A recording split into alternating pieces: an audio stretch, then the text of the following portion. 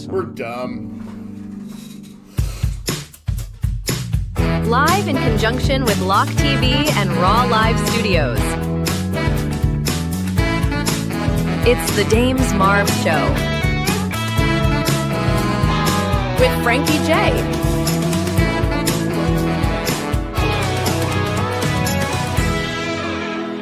And here's your host, Dames Marvs. Mara, I wanna be there when you are. Okay. No copyright, Frankie. At the beginning, I did it myself. Copyright. I did it myself. I was gonna play that, but copyright. I knew you had don't own it. All right. So welcome back to the Dames Marvs Show. I got Frankie J. It's gonna be opposite for me, but he's right there. He had a mental day off yesterday, so I haven't spoken to him until today. Welcome back to the show, my friend. How are you? I'm good. Needed a mental health day. He's good. They work. I'm beyond excited about today's guest, which we'll get to in just a moment. But for those of you tuning in, I see there's 8 of you so far. Give us a like. Come on, like it. Why don't you push this out into the algorithms? We need more people to view this because it's going to be spectacular. We got me, we got Frankie J, and we got, well, I'll tell you in just a minute who we got. But you probably know because you've seen the advertisements. Frankie, this is a show that's the wildest corner of the internet. Did you know that? We talk shit. We crack jokes. Yeah, for sure. We bring on guests from time to time. Actually, we always have guests. So no particular agenda except having fun. So everybody have fun. Make sure that you have fun. We'll talk some history stuff. There's no script, no filters, just honest conversation, laughs, chaos, the whole thing. Grab a seat, kick back, just enjoy yourselves. This is the place where anything goes and everything is worth talking about. So let's get into it. Frankie, let's talk about some birthdays today. Okay. You know who I wanted to bring up first? You're going to tell me. How about some Joan Baez, the singer? She's 84 today. What's her one-hit wonder? One-hit wonder? Joan Baez? I'm just kidding. Fairly offensive. That's fairly She's offensive. beautiful. I like her. She is beautiful. 84. Wow. Happy birthday. Man, something is wrong with me. This one might be she's more closer to your age. This is do you know who that is? I know her face. That's Kate Middleton. She's royalty. Okay. I like her left eyebrow. She's Yeah, that's a nice one. I like her right ear. Now that we're talking about it, now that we're into it. Her nose is nice too. 43. She's young. And now we got the crook. Or he wasn't a crook. I don't resign, now I resign. Richard Nixon's birthday. Happy birthday, Mr. President. He passed away. He was born in 1913, but he passed away, Jeez. I think it was 1994. But January 9th was his birthday. Happy birthday, Mr. President. Rest in peace. Yeah. Crook. And then we got, you know who this is? That's Gilligan. No. I mean, well, that is Gilligan. But do you know what his real name is? No. Bob Denver. This is Bob Denver. Of course it's Bob Denver. He was born in 1935. Passed away in 2005. Of course, most known as his role on Gilligan's Island. He played Gilligan. I love Gilligan's Island. What a weird show. Whose idea was that? Like, just we could have an entire episode. I mean, where we just talk about the show was confusing because if you have a mad scientist genius, why can't they build a boat and get the hell off the island? Well, because but they could talk through coconuts. Gilligan foiled everything all the time. Okay, well, do you know who this is? No. That is Jimmy Page. Oh well, he's really old. He's 82, as a matter of fact. Still jamming. Still jamming. Cramming and jamming. I know you know who this is. Oh, of course. Played in Oz. It's J.K. Simmons. Yeah, played in Oz, one of the original HBO series.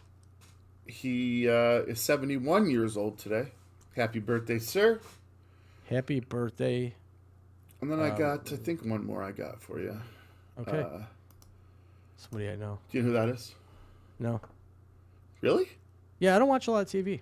I watch movies, but I don't remember that's names. Dave Matthews. Okay, well, I wasn't a huge Dave Matthews fan. He's related to you. I've seen him. Yeah, I know. There's a lot of people that have my last name. He's related to you, so I figured you would know. Dave Matthews is 58 years old today. So happy birthday to those folks. I feel bad now because I like Dave Matthews. I've been to a couple of his shows and had a fantastic time. I'm just not one that follows him like I would Tom Petty. Well, to be fair, Do you I'm get putting you on. Yeah, I'm putting you on the spot, which I often do. Do you know what state this is? Wisconsin? It is not Wisconsin. Anyone in the comments know what state this is? Why do you do this? Feel free to take a shot. Can't Google it. What state is this? How do you Google that? You'd have to do a reverse. I suppose you just image pull up a search. map and go, okay, that's what it is, right? Oklahoma? Not Oklahoma. Remember, Oklahoma's got the. Yeah, I don't dude, know. I know one of these days I'm going to show Oklahoma and you're not going to know it. And I'm going to be like, Probably not. every time you Looks guess like Oklahoma, it looks like a Midwestern state. A Midwestern state?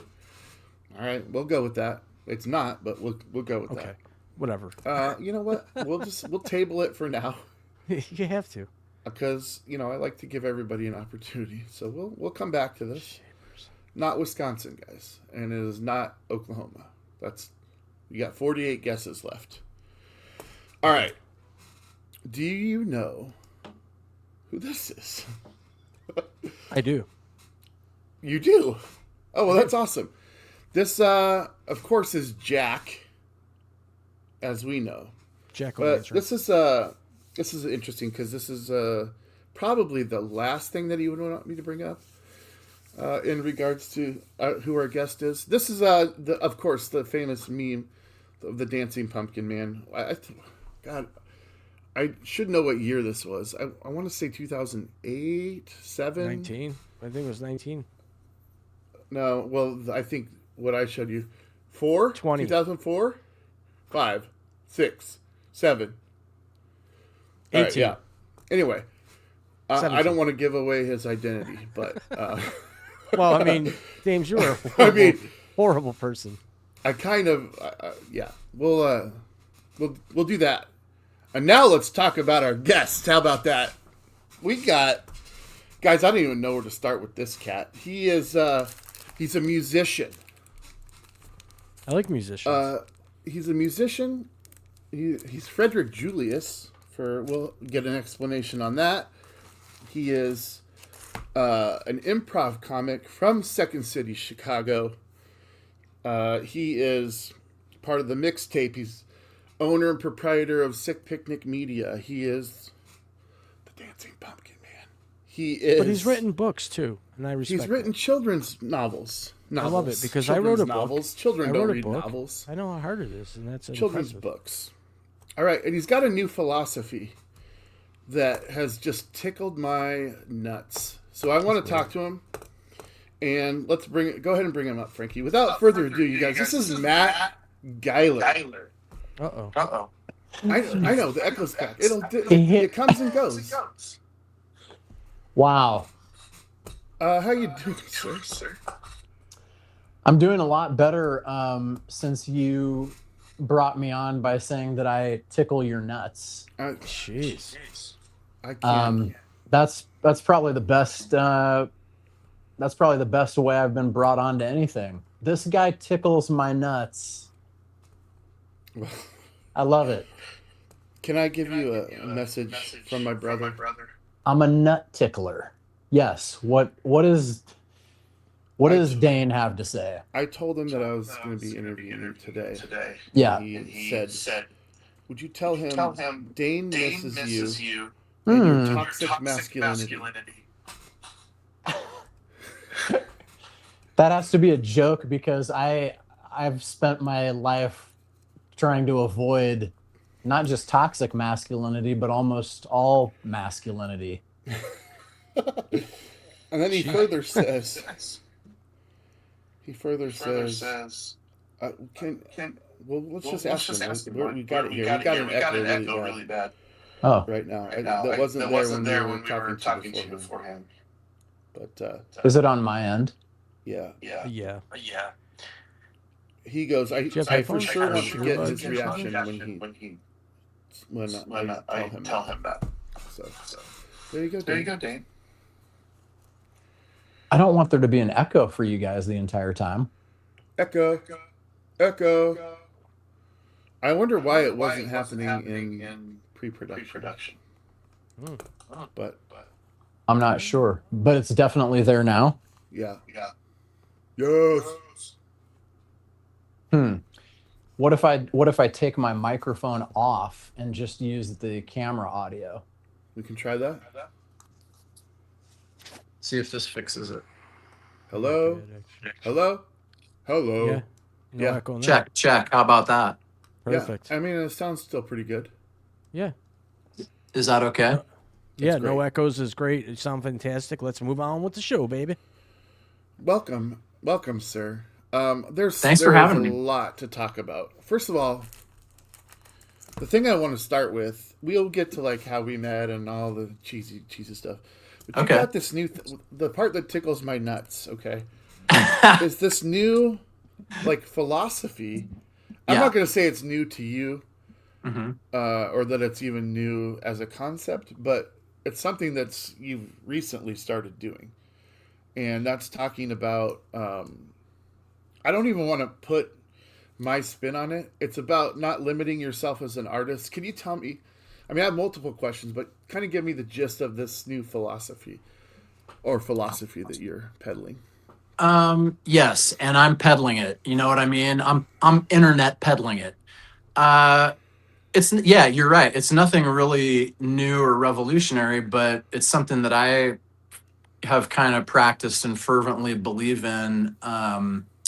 So I'm doing a bunch of like short form verticals, just kind of spreading the idea of embracing nonconformity for artists and creatives. The reason that I kind of was starting the new year off with some of that content is, I've been an artist since I was a kid. I've been working in the arts and creative stuff, professionally since I was a teenager. And I just have always, to one degree or another, I always encounter a pressure to conform in the sense that, like as an actor, if you want to get considered for certain projects, there's certain hoops you have to jump through. As a musician, there's always like the popular zeitgeist of like, hey, this is what's selling right now. And if you're not that can be kind of a weird headspace to be in as an artist, because it's like, I'm doing the thing, I'm expressing myself, I'm doing the work and writing the music, but the popular definitions of like what success is don't seem to be adding up. So I don't know. I've needed to hear it, and sometimes I haven't heard it. So I was like, maybe it'd be a cool thing to just send a message out if people need to hear some reassurance that, how you're wired is okay. Your creativity doesn't need to conform to somebody else's template or idea of what a thing should be. The important thing is that you just trust your gut and make what you need to make, Yeah. That's kind of always the side of the fence that I have come down on anyway. So I don't know. The idea behind it was just to send out some encouragement, I don't want to act like I'm unique, but when I saw that very first message, yeah, I was like, fuck yeah, dude. And I know that everybody that has seen that since has been like, absolutely. And yeah, I'm at least as the artists, the people that are the conformers that are the ones wanting you to conform are probably like, oh, he's so wrong.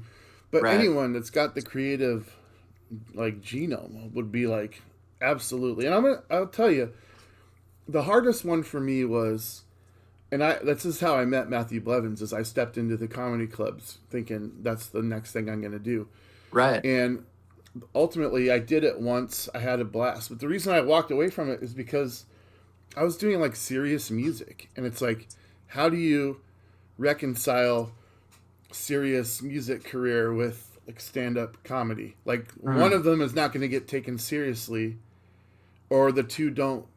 You know what I'm saying? Like, Yeah. and there's a lot like, even saying it now, I'm like, yeah, that makes sense. It doesn't work, but you can't. I love the message, dude. I really do. And it just got my gears going, because I do film reviews, we do a sports show here. We're Yeah. doing this now, like variety, whatever.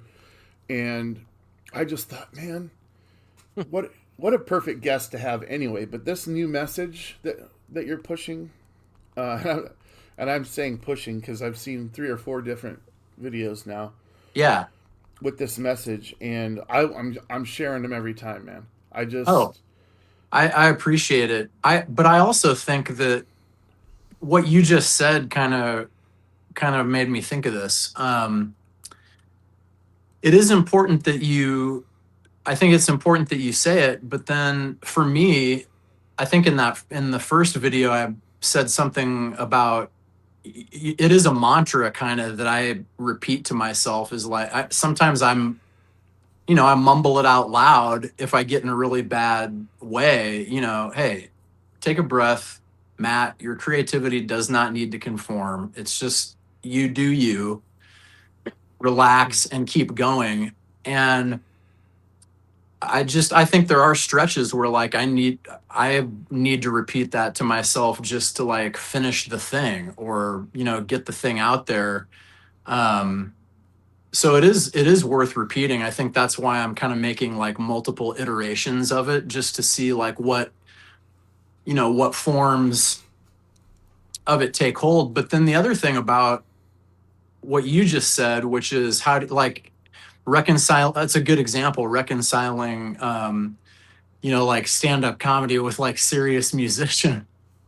uh on the surface, yeah, it doesn't make sense, but I think when you examine that more, and I'm speaking for myself, feel free to push back on this, but my feeling has been for a long time, we live in a culture where it's a capitalist culture, so everything to one degree or another gets commoditized.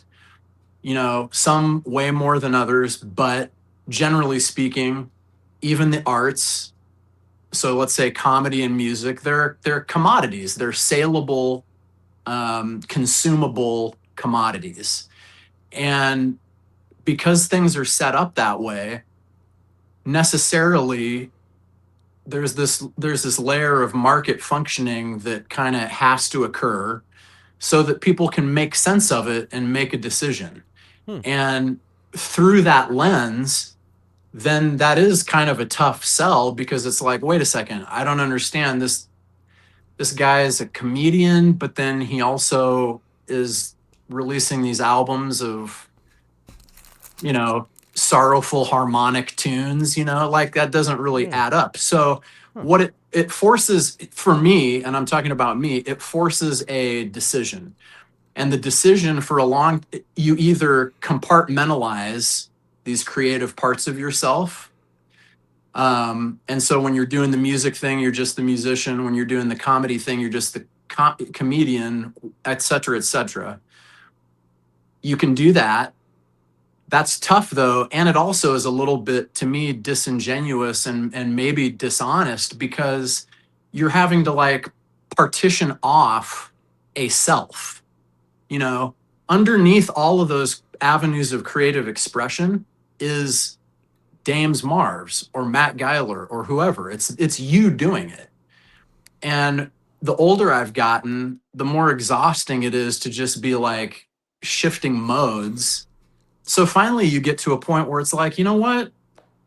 It's not my job past a certain point to make sense of me for everybody else. Yeah, it's up to me to put my stuff out into the world, do what I can, obviously, but then past a certain point, the people who dig it are gonna dig it anyway. The people who it's not for will move on. But there's a lot of self-preservation in it because I don't want to get to 81 years old or whatever and have not made the stuff that I wanted to make because of that paralysis that can kind of set in.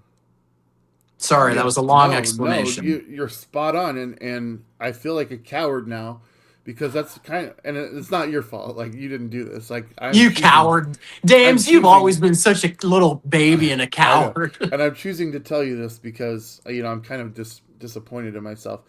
Like, I walked away from the comedy thing because I was like, well, I'll just capture everyone else doing it because that's more in line with what I'm doing, like, creatively with music, where Sure, when I go in to do music, I kid around and I goof around, but the music is very serious, and I don't know how to be funny and keep that seriousness, and then, like, when I'm doing comedy, still have. So yeah, you're right, I didn't want to be disingenuous by being two different people. Like, whatever stage I'm on, I'm either funny or I'm serious, and I just couldn't find any balance there. So I really love the message. I needed the message.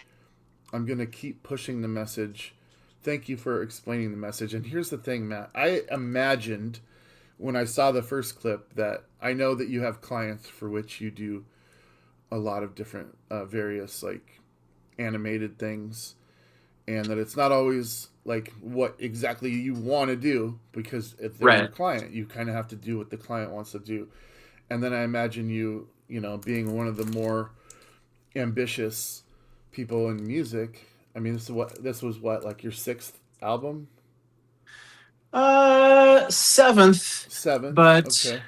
And so it's like, no. I know that this is a priority for you, Right, over what your client wants, but your client's the one paying you, and you're usually paying to do this. Right. So I was like, did he get to a point where he just snapped because of all the different expectations, and he's found this new thing? But I think you explained it really well, and it actually makes me even more happy and proud of you that you did it because you think other people need to hear it. Yeah, So, it was that was good. I mean, I think it's just kind of not a shot in the dark, but I'm a creative guy, and I realizing how often I need to, like, self-encourage, or how good it feels when somebody steps in and is like, way to go. I see you doing your stuff and making it kind of regardless of the consequences. My assumption was just like, oh, there's probably, maybe some other people out here who might benefit from that in some way. Frankie, have you ever felt like somebody's trying to stifle your different ways that you want to be creative? Okay, so I'm 47 years old. My whole life, yes.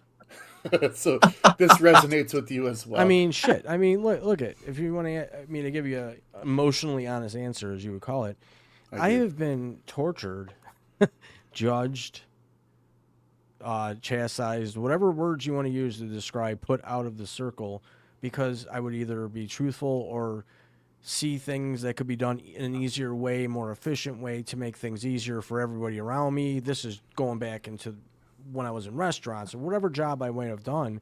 I always found a way and saw a more creative way to make it more efficient so that us as employees could all be happier. And it was always resisted. People, oh, he's trying to be the boss, he's trying to take over, and this and that and the other thing. When in fact, I would say clearly, I'm just trying to make this easier for all of us so that we can kick back in the break room longer with our feet up. If the job gets done the way it's supposed to, half the time, what's the problem? And I even was all about doing 4-day work weeks, do 4 10-hour days instead of 5 8-hour days. Why? Because most people would come to work an hour early, hang out, smoke cigarettes in the parking lot, and then they'd hang out an hour after the job was done and do the same shit. And I was like, well, we're already here 10 hours a day. Make it 4. We get 3 days off. I was the only one that voted for that on that contract vote. So I get it, yes. That's the answer. All right. Well, Do you feel me? I feel you. Feel you. Am I I wrong? feel like there's a lot of anger pent up. No, there. it's not anger. It's just years of knowing that I have talent in ways that might not be musical. I mean, I did write a book, haven't published it yet. It's going to take me some time. I have created sort of a brand in Raw Live and Raw Live Productions and studios and all that stuff. But it takes work. It's a lot of Yeah. time. It's a lot of mental investment. And when you have people around that want to help you, and they're like, this is talking past tense, okay? That want to be a part of it. They want to be part of it, but they don't want to be part of it. They don't want to do Right. any of the back check work where editing or hanging out, getting things set up, spending Sure. money. So yeah, I've felt this resistance my whole life, but I think as time goes on, like Matt had said, you get to a point where you're just going to do it the way you want to do it, and whoever takes it, and who doesn't, whatever. It's a free world, man. You don't have to like everything. I don't need everybody to like me or like my product. If they Right. like it, they like it. If they don't, they don't. For sure. Yeah, Frankie, you can't publish a book while you're doing the Dames Marv show. You just can't. Why not? Oh, cool. I want royalties. Let's go ahead and shoot the whole philosophy right in the face. Unalive it. I like how you just turned into like a total overlord. Right. Yeah. No, to be fair and clear, I've never not been an overlord. What? Never Really? not been an overlord. I mean, I All could. right, Oh, so there's okay. a lot to talk about here, but I want to talk about some of the things that we haven't really talked about before. Okay. And I know that I want to say you're the owner, CEO of Sick Picnic Media, which is a company that you started with your wife. Yeah. Where am I on that? Is that good? Tell me about what that is and what you guys do. That's that's absolutely correct. So Sick Picnic is here's how I describe it. Sick Picnic is a boutique 2D animation and music production studio that Jen and I incorporated in 2016. Probably the largest. There's two halves to it. There's like a client facing half where we do animation for clients and 5 years. then there's like a studio side, and it kind of is also the umbrella for like studio projects that are more creative, personal stuff that we like to do. For the animation side, that kind of breaks down into two things. It's probably about 60% corporate clients where we do like somebody, our niche is maybe somebody needs like ethics and compliance videos or sales enablement content or something like that. And somebody in the organization has made the decision, hey, we don't want this to be the normal thing. We want it to be kind of funny and engaging so that our employees don't hate having to do it. And so then we kind of end up getting that call because we can do the animation, but then it's also informed by like, actual comedy and stuff like that. And then the other half is, so there's that corporate clientele. And then the other half seems to be, just like people who are in entertainment, they probably don't have budgets to do like a completely 100% finished broadcast ready pilot of something like an animated series or something that they're contemplating, but they do have a budget to do like a 7-minute short proof of concept or a like a really robust pitch Bible that's really built out, like the world and the characters and all the episode synopses and all that kind of stuff, so that they can take those materials and pitch them to production companies, studios. That's So really cool. that's kind of the gist of what we do. So that they can get a budget. Well, you know what's Right. really cool about that is because there's people like me and Dames that are, just getting into the business of, podcasting or broadcast, whatever you want to call it. And I'm Yeah. looking at your website right now, and it's legit. Like, this is some really good stuff, and you're dabbling in all the different categories of what people like us or people in the huge market need and desire. It's awesome what you do. I'm just Thanks, checking man. out everything here, and it's a fun website, and it's just everything that you would want if you're looking to build something cool. I like it. And that's cool I mean, I'm glad you like it. Kind of the idea behind the company generally was, you know, I'm not like I have entertainment, I have experience in the entertainment business, but as I go through my life and work with artists and creatives and people that, you know, want to make stuff, including myself, a hiccup that often presents itself is like, okay, but where do I start and how do I do this thing there's really no like path or a linear thing of like do 1, 2, 3 and then this will occur. You know, that's not how the business works. So one of the ideas was like, but I do know quite a bit about how certain aspects of the industry do work. And so like in animation, for example, a big hang up a lot of times is the expense of it. It's an expensive medium, animation. And it's usually the expenses because if you hire a mid to larger size studio, let's say, to execute your concept, there's a lot of overhead because you have animators for sure, but you also have storyboard artists, character designers. You know, you have specialists who do all this stuff, and that adds up pretty quickly. Not to mention that the art form itself is very time consuming to do.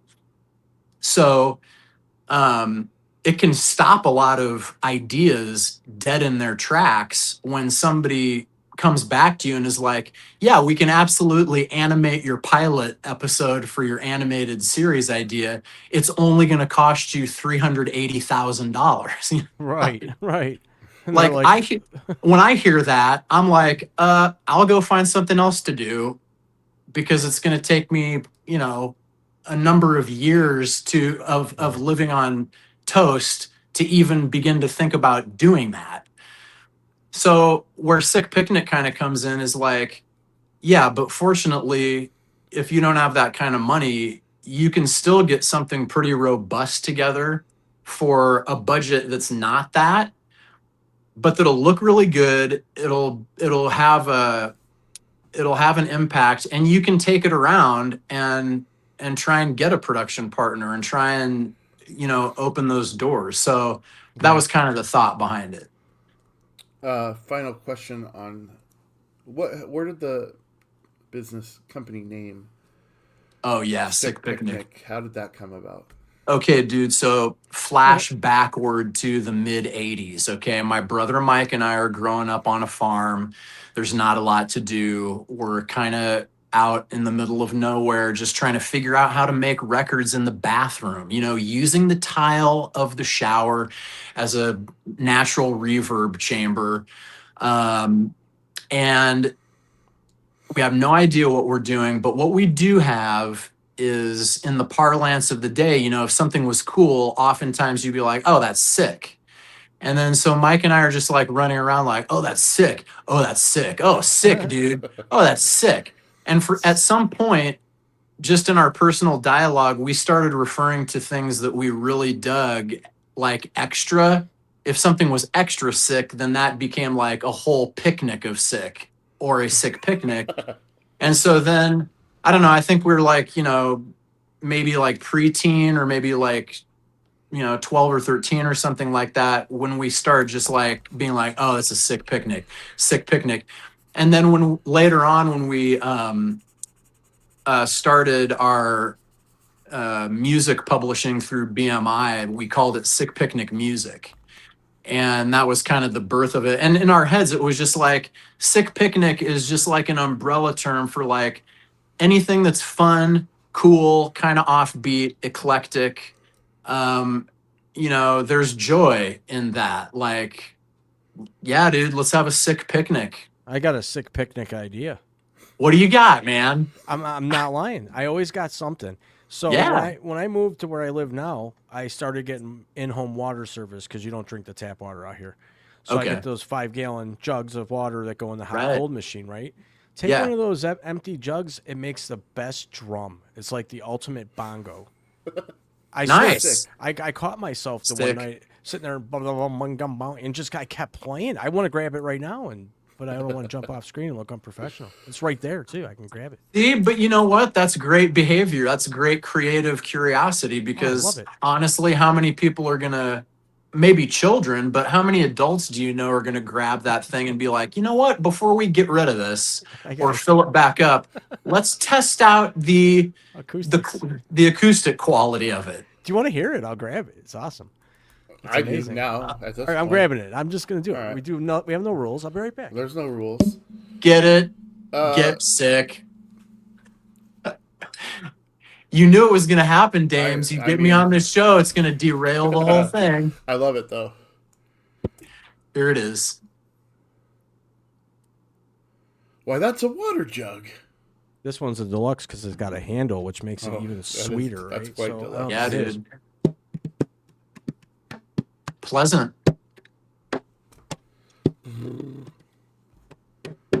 I love this thing. Can you I blow like it in the too. one side and make a? Oh yeah, No, it's just it's all one of those- fucked up. Yeah, Well, it just sounds good though. we I like tried. it. I like I it. tried. God damn it! At least I did that. I'm on your page, Matt. At least I tried. Matt, can you help us out? Look, man, it's got to be either Oregon or Washington, right? It's It has to Oregon. be. I think it's Oregon because That's the stupid. top border of California is a straight line. It's Oregon.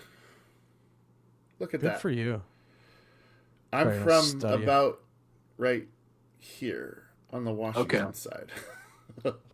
This line at the top here is the Columbia River. Just so you Oh, guys know. yeah, yeah, So, okay. very good. Of course. Matt Geiler gets it, everybody. Good for you. Look at that. 8th grade geography Look at that. stills got it. Yeah. You guys know what the capital of Oregon is? Portland. No. It is Think witches, but on Salem. there you go. There you go. It shouldn't be Salem. You're right. It should be Portland. It should be Portland. All right. All Sounds right. right. Let's. We got way more to talk about, but let's get to some just some debauchery, some chicanery, if you will. Some debauchery. Sorry, Wow. I I like think my I tone. know what your answer is going to be to this because I think it's the same as mine. Okay. So I'm going to let Frankie answer first. Okay. If you could bring back one musician who has passed away to live out as long as you're alive before they pass away again, who would it be? Frankie? You're muted or something. Whoops, my bad. Go ahead. Do you know? Did you hear the question? No, my sound kicked out for Okay. a second. That's why I was messing around. If you could bring back a musician who has passed away to Oh. live out your life before they Oh. pass away again, who I would already it know. be? Tom Petty. I thought, yeah, I figured you might. I say love that man. Tom Petty. Well, I do. think based on what I said earlier, Matt knows who mine is, and I throw it to you. Do you not feel obligated? I just think maybe we're on the same page. But go ahead. I think maybe we are too, but I'm gonna, especially this year, of course, I'm gonna say Brian Wilson. Yeah, that's mine. And here's why. Like, he was not like some miserable schmuck. He was still making music Right. at a high quality. Like, I wouldn't say like, I don't know, who's somebody that passed away that was not making music anymore. Like, I would leave those people alone. But Brian Yeah. Wilson had so much more in him. To put Most of out. them do that die young. And he was not young. Well, I mean, young. The But good I ones also always think, die.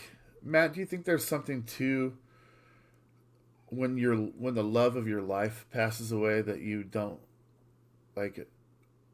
necessarily stay too much longer, especially when you're elderly. Is there something? Oh, to yeah. that? I mean, I don't know. I don't know how you quantify it, but I mean, stories like that all the time. I know a lot of people whose parents or grandparents or something, they've been coupled for a long stretch of time. And so it seems to me anyway that there's kind of like an intertwining of soul to such a degree that it's like, this what especially if you're at the kind of the ending phase of the human lifespan. I think it'd Yeah. be pretty easy to just be like, well, what's left really? You know what I mean? Well, yeah, and the example that I'm giving obviously is Melinda Wilson passed Yeah. away in Yeah. January of 24, Right. and then Brian made it to June of 25. So, Yeah. I mean, that's I don't think that I think there is something to that. You know, your soul just Mhm. kind of breaks a little bit, and that hurts me even more to think that knowing the torture that he went through in his life anyway. Mm. That he had to have any more after he found the love of his life. Um, Sure. Sure. so let me just plug it. If you have not seen Love and Mercy, you owe it to yourself to go and check it out. It's not a perfect tale, but if you don't really know anything about Brian Wilson and the history of the Beach Boys, it does a pretty good job of explaining. All right, I Matt. saw the Beach Boys live. Did you? Yeah, when I was a Did you young see kid. Mike Love and the Schmoes? Yeah, I saw Or did him. you actually see the Beach Boys? No, I saw the Beach Boys in Buffalo. With downtown Brian Buffalo. Wilson? Yes, way back in the day. I was young.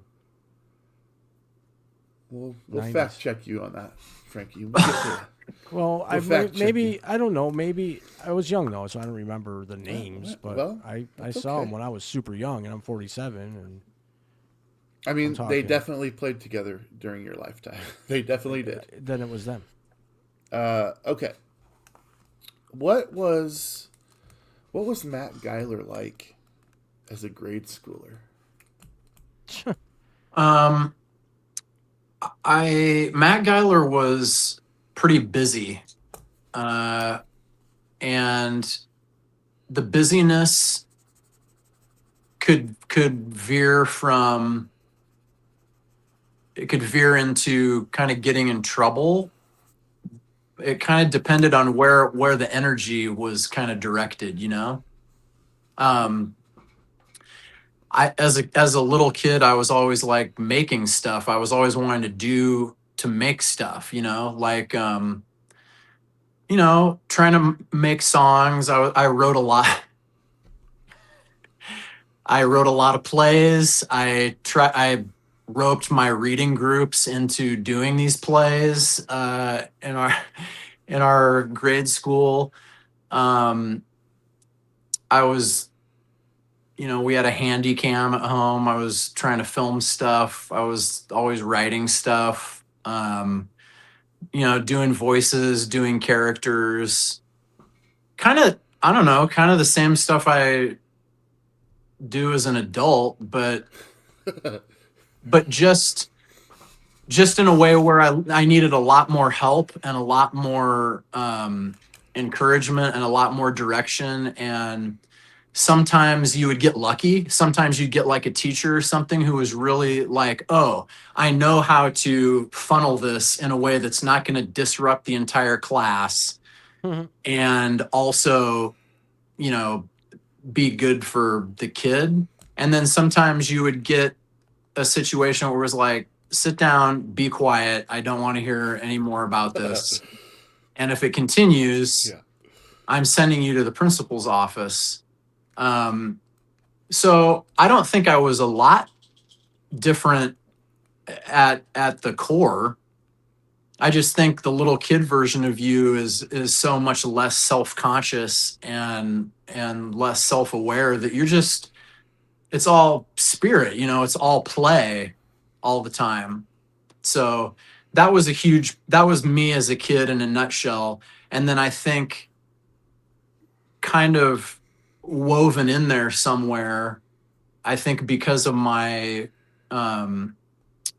because of things happening at home, because of my home life, I think there was also like a thread of kind of sadness, longing to get to another place. Like this isn't going to be the end of the story. There's some other place that it's not here, it's not now, but it's over the hill or on the horizon or something that I need to keep moving toward that's better. So there's also a little melancholy wrapped into that, ebullience. So you're actually leading the conversation right now in Am I- in the direction of what questions I ask, because you brought up something there that I want to address, and that was you said, and I just find this so fascinating because it's not what I know at all. You said the child version is less self-conscious, and I want to bring that up, and it's leading me into this next question, or this next stage of what you do. yeah. I've never known any version of Matt Geiler to have any problem with being self-conscious. Go ahead, Frankie. I see that you're having issues. But when you, because I've seen it, man. I've seen, and I'm going into Mixtape right now. Okay, that's where we're Okay. going.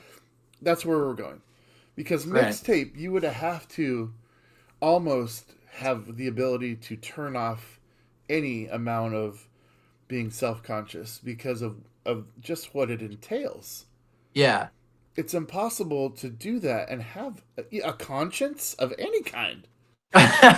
So for the people, can you tell, so that they know what we're talking about if they have not experienced this, can you tell people what the Mixtape is and how it evolved? Because I know that you did, well, we can get through that. You did, the Second City Chicago, which you learned about improv. You went on, I know you've never done the televised version of, what's the show? Whose Line Is It Anyway? But Right. you've done live performances of that with those people, Yeah. including Laura Hall and Colin Mockery and Ryan Stiles and Wayne Brady. Yeah. Like, you've gone toe to toe with these people. I wish there was some televised version of that, because I'm sure that you smoked them all. But tell us about Mixtape. Tell us about Mixtape, and then tell me how. Because I've seen things not work for you before. Yeah. I've seen an idea where you're like, well, I God damn it, I did my best, but and I don't think the crowd really notices. They're like, that was hilarious, or I couldn't do that. At least if you're watching it, you respect it. But go ahead, tell us what Mixtape is, and we'll go from there. Mixtape is just a live musical improv comedy show. It's about an hour long, and I create a mixtape with a live audience via, they throw out song titles. I've never heard them before because they're just making them up. And then I improvise those songs in the moment off the top of my head to music that whoever's running the sound has curated, and I don't really know what they're going to play. I would love that. That's great, dude. I get the song and I'm hearing the music for the first time, which also makes for a lot of chaos because, like somebody will yell out something that sounds to my ear like a ballad or something. And then I'll be like, oh yes, it's a love song or whatever. And then all of a sudden trap music starts playing and I have to, somehow justify it or pivot it. So it's a really like eclectic kind of a hour musical improv set. It is something that I was trying to get pulled up so that we could play a little bit of it, because I have about 2 hours of it on this drive. Oh, man. I will be getting it out so people can see it. In fact, the show that I mentioned when Blevins was on, we talked about a show called Comedians that I've been working on for several years. And it's near completion, but it's on this drive that I can't take anything off of right now. So that's the only holdup right now. This drive is dying.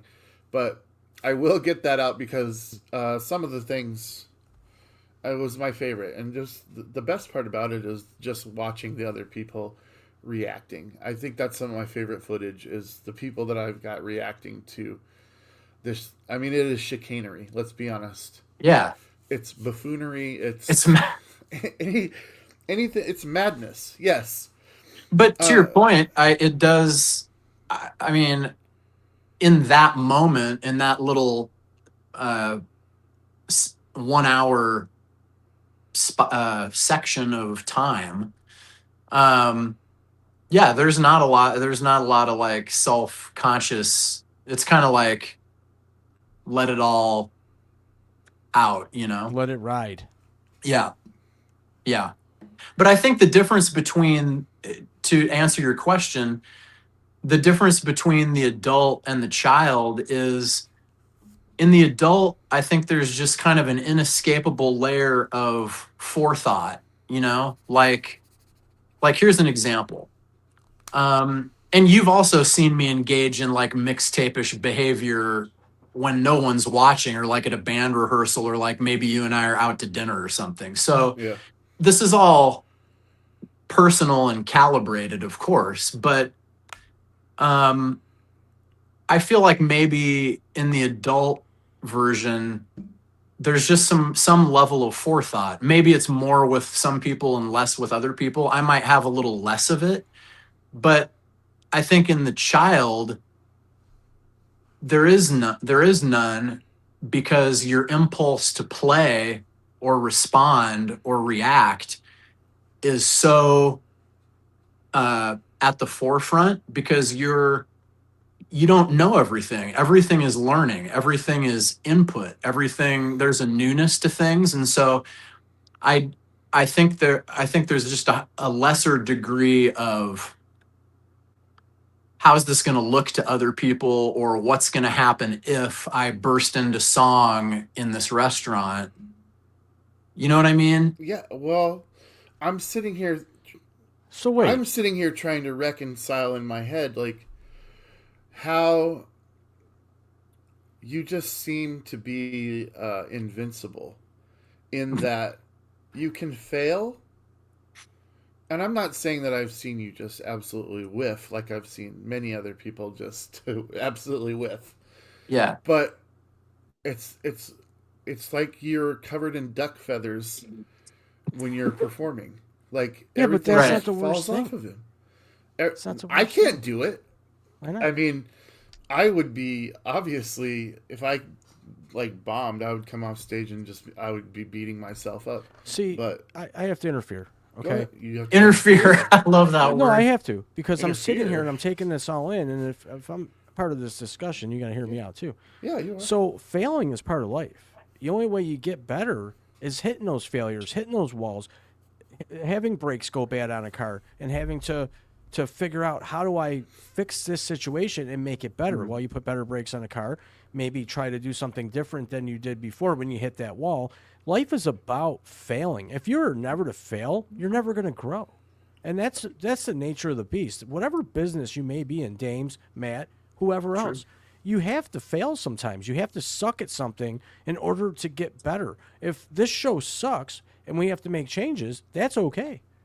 It's part of the nature of the beast. If I'm wrong, anybody in the comments, feel free to drop it in. But I'm very emotional when it comes to the work I put in, the work that we do to make a great show. It's not the easiest thing to do, but it's a challenge. And if we fail, we get up, get back on that bike, and get going again. Just take a left this time. I don't know. No, I agree Yeah. with you on everything you said 100% with the way it no is. buts. No buts. The only thing that I would say is what I'm talking about with this guy. Well, we're not talking about. I was talking is in general. You would never I hope- know. Like, he doesn't waver in any of it. Well, you're humble. It's always I Strong. I ruled. I owned it. Like, Yeah, but it's you amazing. know what, Matt? It's amazing. By you showing resilience, and most importantly, vulnerability. Because let's face it, there's times where we feel vulnerable when we're trying to do something like this, or whatever you do, and it's the most uncomfortable feeling in the world, to feel vulnerable, to feel open to all the missiles and grenades that can be thrown at you. But if you stand your ground and believe in what you are and what you can do and what you've been doing and what you can see in your future, that's what makes you keep going. That's what keeps the clock ticking, in my opinion. Sure. Yeah, I would agree with that. All right, can I ask you? All right, here's a question for you. Have you ever had a moment where you're like, "Fuck"? Yes. I have them every day. Many. And how is it that you're able to not show that to anybody? Because he's humble. Well, here's one that I'll give you an example of one that has. I mean, this happened. Gosh, this would be almost 30 years ago now. But after college, I moved to New York for a while, and I was doing my acting. I was in an acting conservatory in New York called AMDA, and I was in the studio program there, which was an acting program that was oriented for film and TV. And I wasn't there very long. One of my instructors was like, you'd really probably better be served, doing an MFA program, Master of Fine Arts, doing like an acting program at,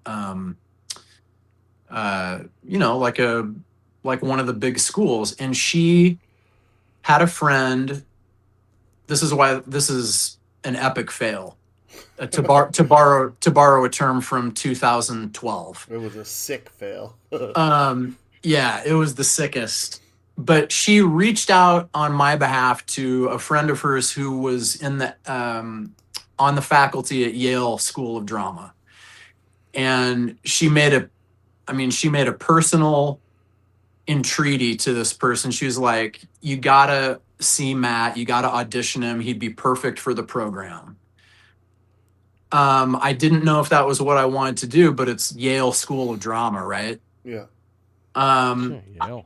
I went in and I did what I still will tell you is the worst audition of my entire life. You had to do two contrasting pieces, like a classical monologue and something more modern, so everybody does like a Shakespeare and then, maybe something like a, Tom Stoppard or Sam Shepard or something like that for the modern thing. And it's supposed to show your range as an actor. And I just blew it. I mean, I was nervous. I was kind of unsure of the path that I wanted to do it anyway. I felt like despite the personal introduction and the sales on the front end of it, I felt like, this is Yale. I don't probably belong here. And I went into this audition, and as bad as you think it could go, it went worse. It was the actor's nightmare, because not only did I blank. So I'm like I'm in front of this panel of 3 people, including the head of the school, in the lab theater. I'm in New Haven. I'm on Yale's campus. It's like the moment, right? I'm doing my Shakespeare first. Okay. Jeez, did you throw up before? I would have. I was very like wound up and tight and not close loose to at all. puking. Got you. So I start doing the thing, and it was definitely like, as I'm speaking in my head, I'm like disassociating, like almost from my body. I'm like, what am I saying? Like there's this inner monologue. There's no integration. I'm speaking this soliloquy from Coriolanus, but in my head, I'm like, what are you doing, dude? What's coming out of your mouth? And then at some point, I realized I was like fixed in this really histrionic position with like a hand up in the air, like an elocutionary actor from like the 1800s. I'm like, what am I doing with my hand? And it was this cascading thing. And then finally, as I'm looking at my hand raised up into the light, I stopped talking. I don't know for how long, a really awkward pause. I look down at the people who are adjudicating me.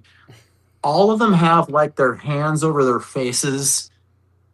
One dude is like holding his head like a cartoon. Like they're having cartoon reactions of, this is a bad thing.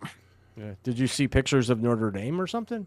It was it was awful. That's It awesome. was I like awful. these stories because you know what?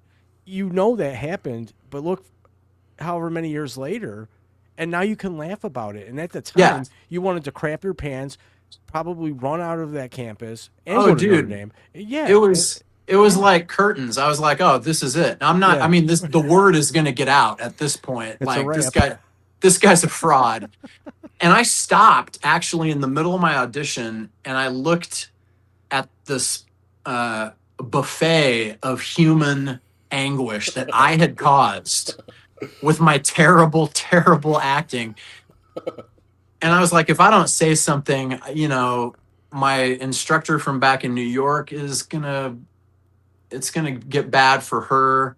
So I just stopped and I just kind of took a breath and I was like, I looked at the main gal and I was like, I need to stop. And You already did stop. and they're love just it. like their eyes get a little wider and I'm like, Yeah. I would like to apologize to you guys. I'm sorry. Wow. I'm not sure what just came out of me. I know it wasn't good. You know, the reactions that you're having are appropriate.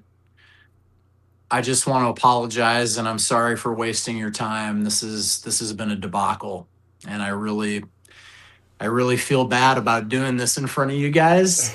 Did you And then walk the mile after that? and the weird thing was though, when I did that, they seemed to soften a little bit and they still weren't pleased and I knew I wasn't getting in. They're not going to let me in. But the main gal was like, well, do you have like another piece that you might want to show us or something? And I was like, no, the other piece is actually worse. It's going to be worse. That's all right. And you I know, would've said, yeah, it's they're in my car. they're kind of laughing a little bit, chuckling, you know, so at least the mood is lightened a little bit. That's good. And Now, and I, as you were telling that, I envisioned like somebody writing this, and then they're like, "That's part of it." Like, yeah. the whole Someone act probably was made a that movie he was out of really it. bad at it, and Right. then he makes an apology that's heartfelt, that where the acting is actually spectacular and seems real, and then he goes, "And scene," and then everybody's like, "Wow, that was great."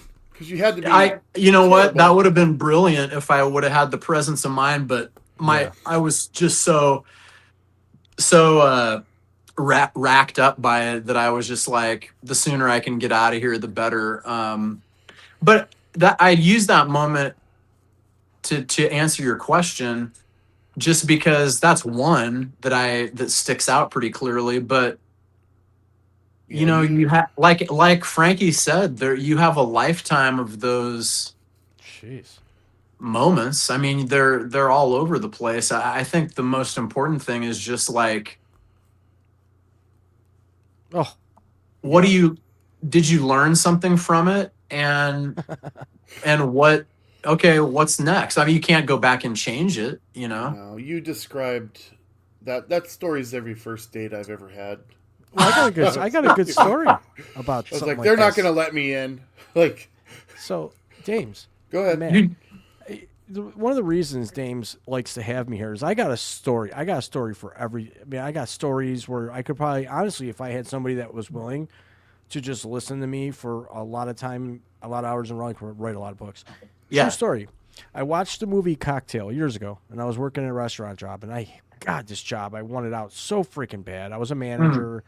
I was in charge of, a restaurant. Yeah. A huge corporate restaurant. And I watched the movie Cocktail, and the next day I'm like, I'm quitting my job. I am going to quit tomorrow. Not go to Jamaica, but I'm quitting. And Right. I had it all planned out. I'm going to go in, and once all the servers and kitchen staff and us managers get by the bar for what we called a pre-meal to go over the specials and whatever, smoke cigarettes and do what they did. Mm-hmm. I was going to go to the back office. I was going to get my coat, walk out to the head manager who was out there, flip him my keys and say I quit, and walk out the front door. Here's what really happened.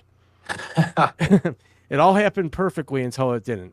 So I go to the back, I get my coat on, whatever. I walk out, I flip the keys to the manager. I said, I quit, have a good day. I go to walk out the front door. it was locked. I forgot to unlock it. So I had to walk all the way back through, past everybody that was still staring at me like, what just happened?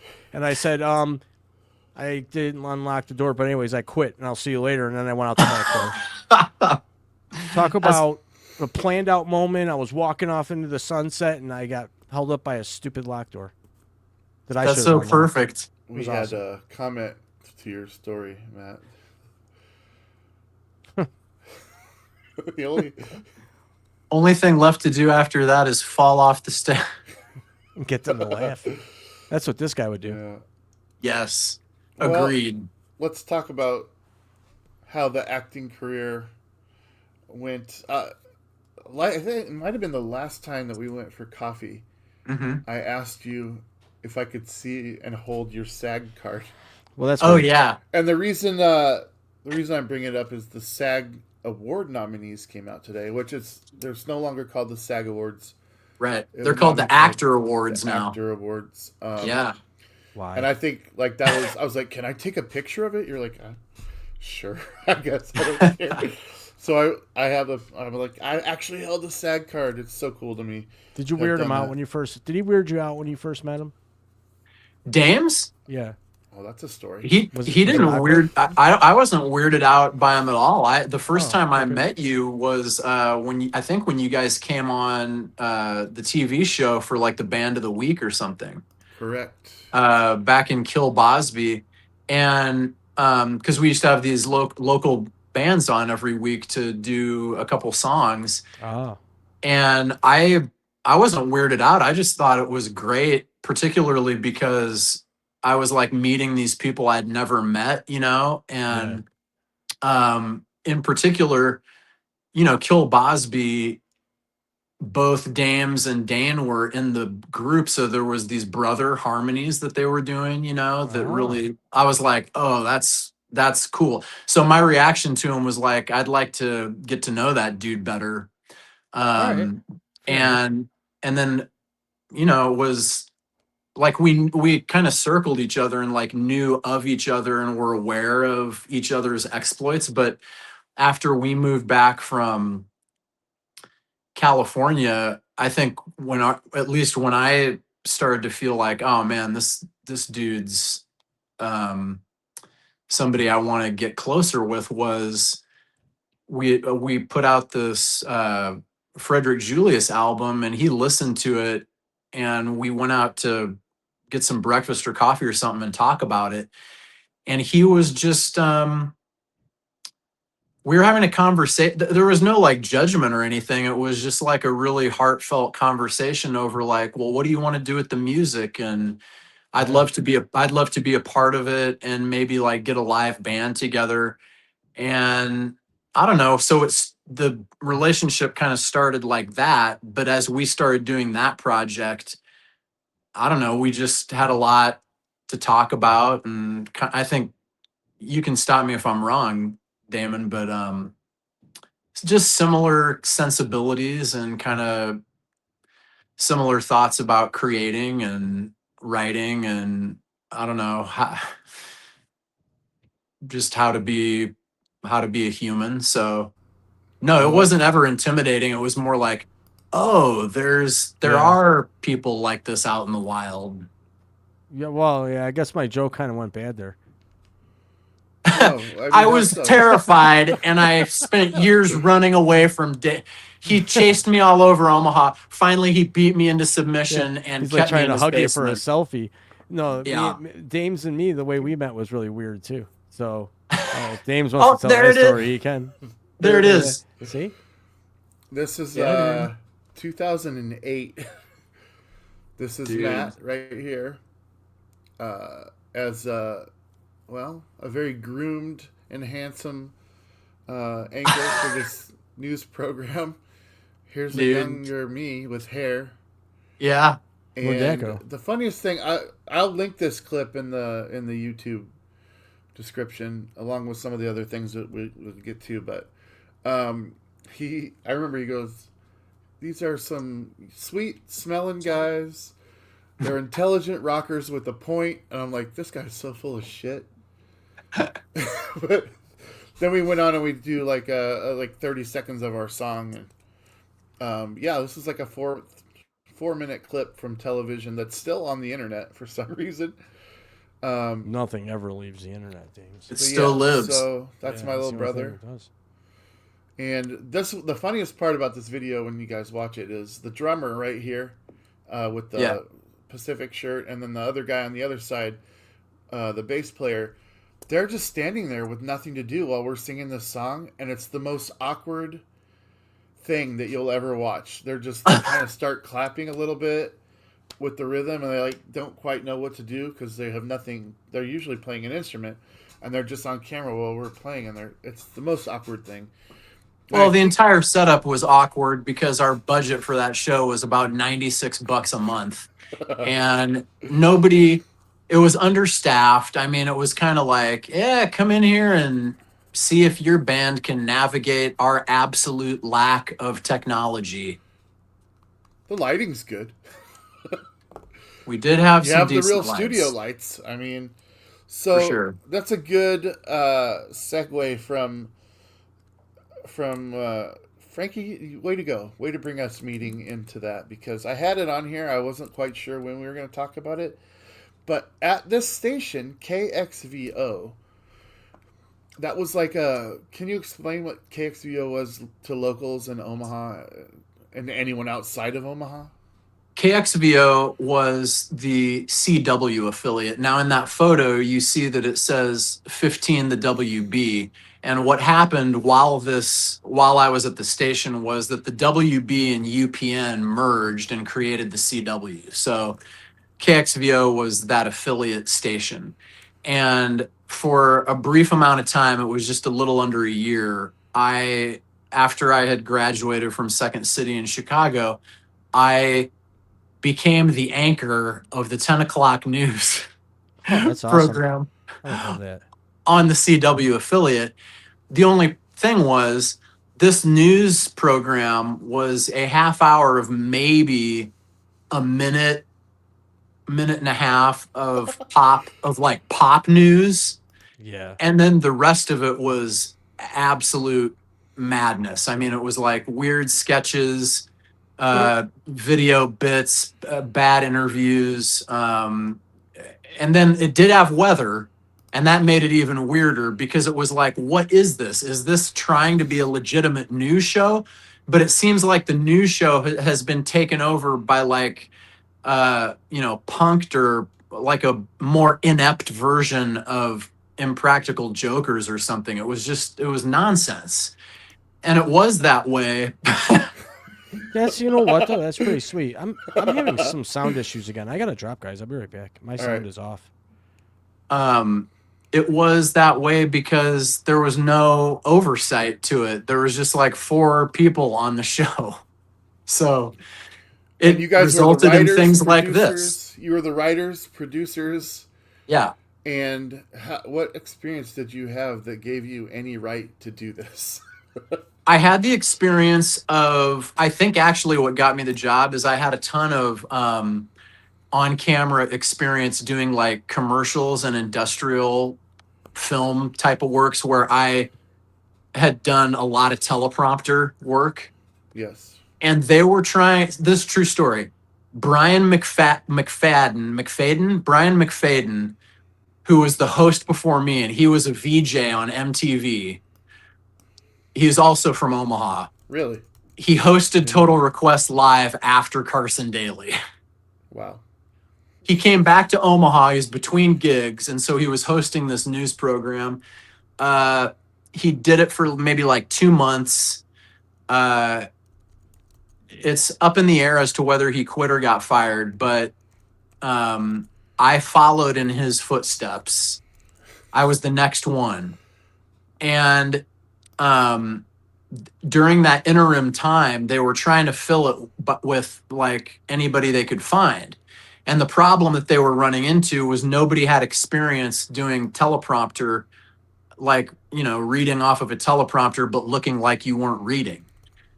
And so I think that's how they said, okay, this guy at least knows what he's doing with a teleprompter. So I think that's how I got it. But I didn't have a broadcast journalism background for sure. That's... I had a improv and sketch comedy background. And who are the other players with you? There was The other Taylor's... Taylor Stein was the producer, and he was, producing and stacking the show and writing a lot of it. And then there was Kyle Beneke, who was the main camera guy. He also was more famous on the local music scene because he was the lead singer / throater of a Christian scream metal band called System Failure. Yeah, I remember System Failure. And then there was Jeff Van Roy, who was an actual broadcast journalism major who had kind of just landed in Omaha from the University of Kearney. And he was like the one who was like, I'd come up to him and be like, if I want to do blah, blah, blah, blah, blah nonsense, he was the one who actually knew, like, okay, well, you got to have this kind of a microphone. We're going to have to shoot it like this. He had the technical know-how of how to do the stuff. Right. And those were the four people really with the show. And I mean, with no budget, No budget. That's so crazy to me, dude. Wouldn't you say that it was almost like a real life kind of UHF thing, but like more bonkers and more crazy? My recollection was it was very chaotic. Yeah. There wasn't really anywhere for us to go other than where we were. Mm-hmm. And it kind of resembled a studio that you would imagine, for like a news thing. Yeah. I don't really remember much more than that. I remember thinking that we were massive failures, though. I remember thinking that we were not great. That's so sweet of you, though, because to think that you were more massive failures than the massive failure of the show and the people making it, it's really kind. I honestly never had that thought at all. I was like, wow, they're never going to have us back here. Yeah, I have to chime in. I know this isn't what defines you as a person just from talking with you. Yeah. Sorry for the hiccups. I had to reboot my Ethernet cord in and out a couple times to get the sound right. But anyways, this doesn't define you as a person, in my opinion. Just getting to know you in the short time we've been here.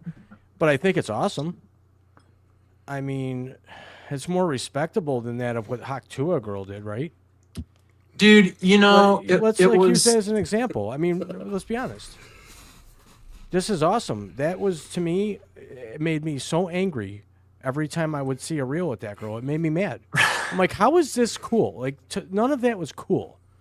To me, it was a girl embarrassing herself. And this is like, you have talent in that dance, man. I'm not going to lie. I watched the whole thing. I thought it was awesome. That's what I was going to say. Tell us how this came about. This is the Dancing Pumpkin Man. So this is the Dancing Pumpkin Man meme, and it came about because the nature of the show was we had to go live at 10 o'clock every night, 7 nights a week, and we would just always get to like 9 o'clock, and there'd be a giant hole in the show because we didn't have time or resources to get it finished.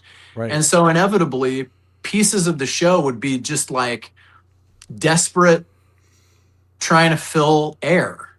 And Halloween week of 2006, I believe this was the first when it was created, was one of those moments where it was just like, yo, we got a minute and a half of just nothing to fill, and it's 9:30. The show is supposed to be stacked and ready to go at 9. Yeah. And of course it wasn't, because we go live at 10, and we're like, what are we going to do? We got this black screen nothingness going out of this one thing and into weather. And I'm like, I don't know. Can I dance to Ghostbusters in front of a green screen, like throw up like a graveyard or something? I love that song.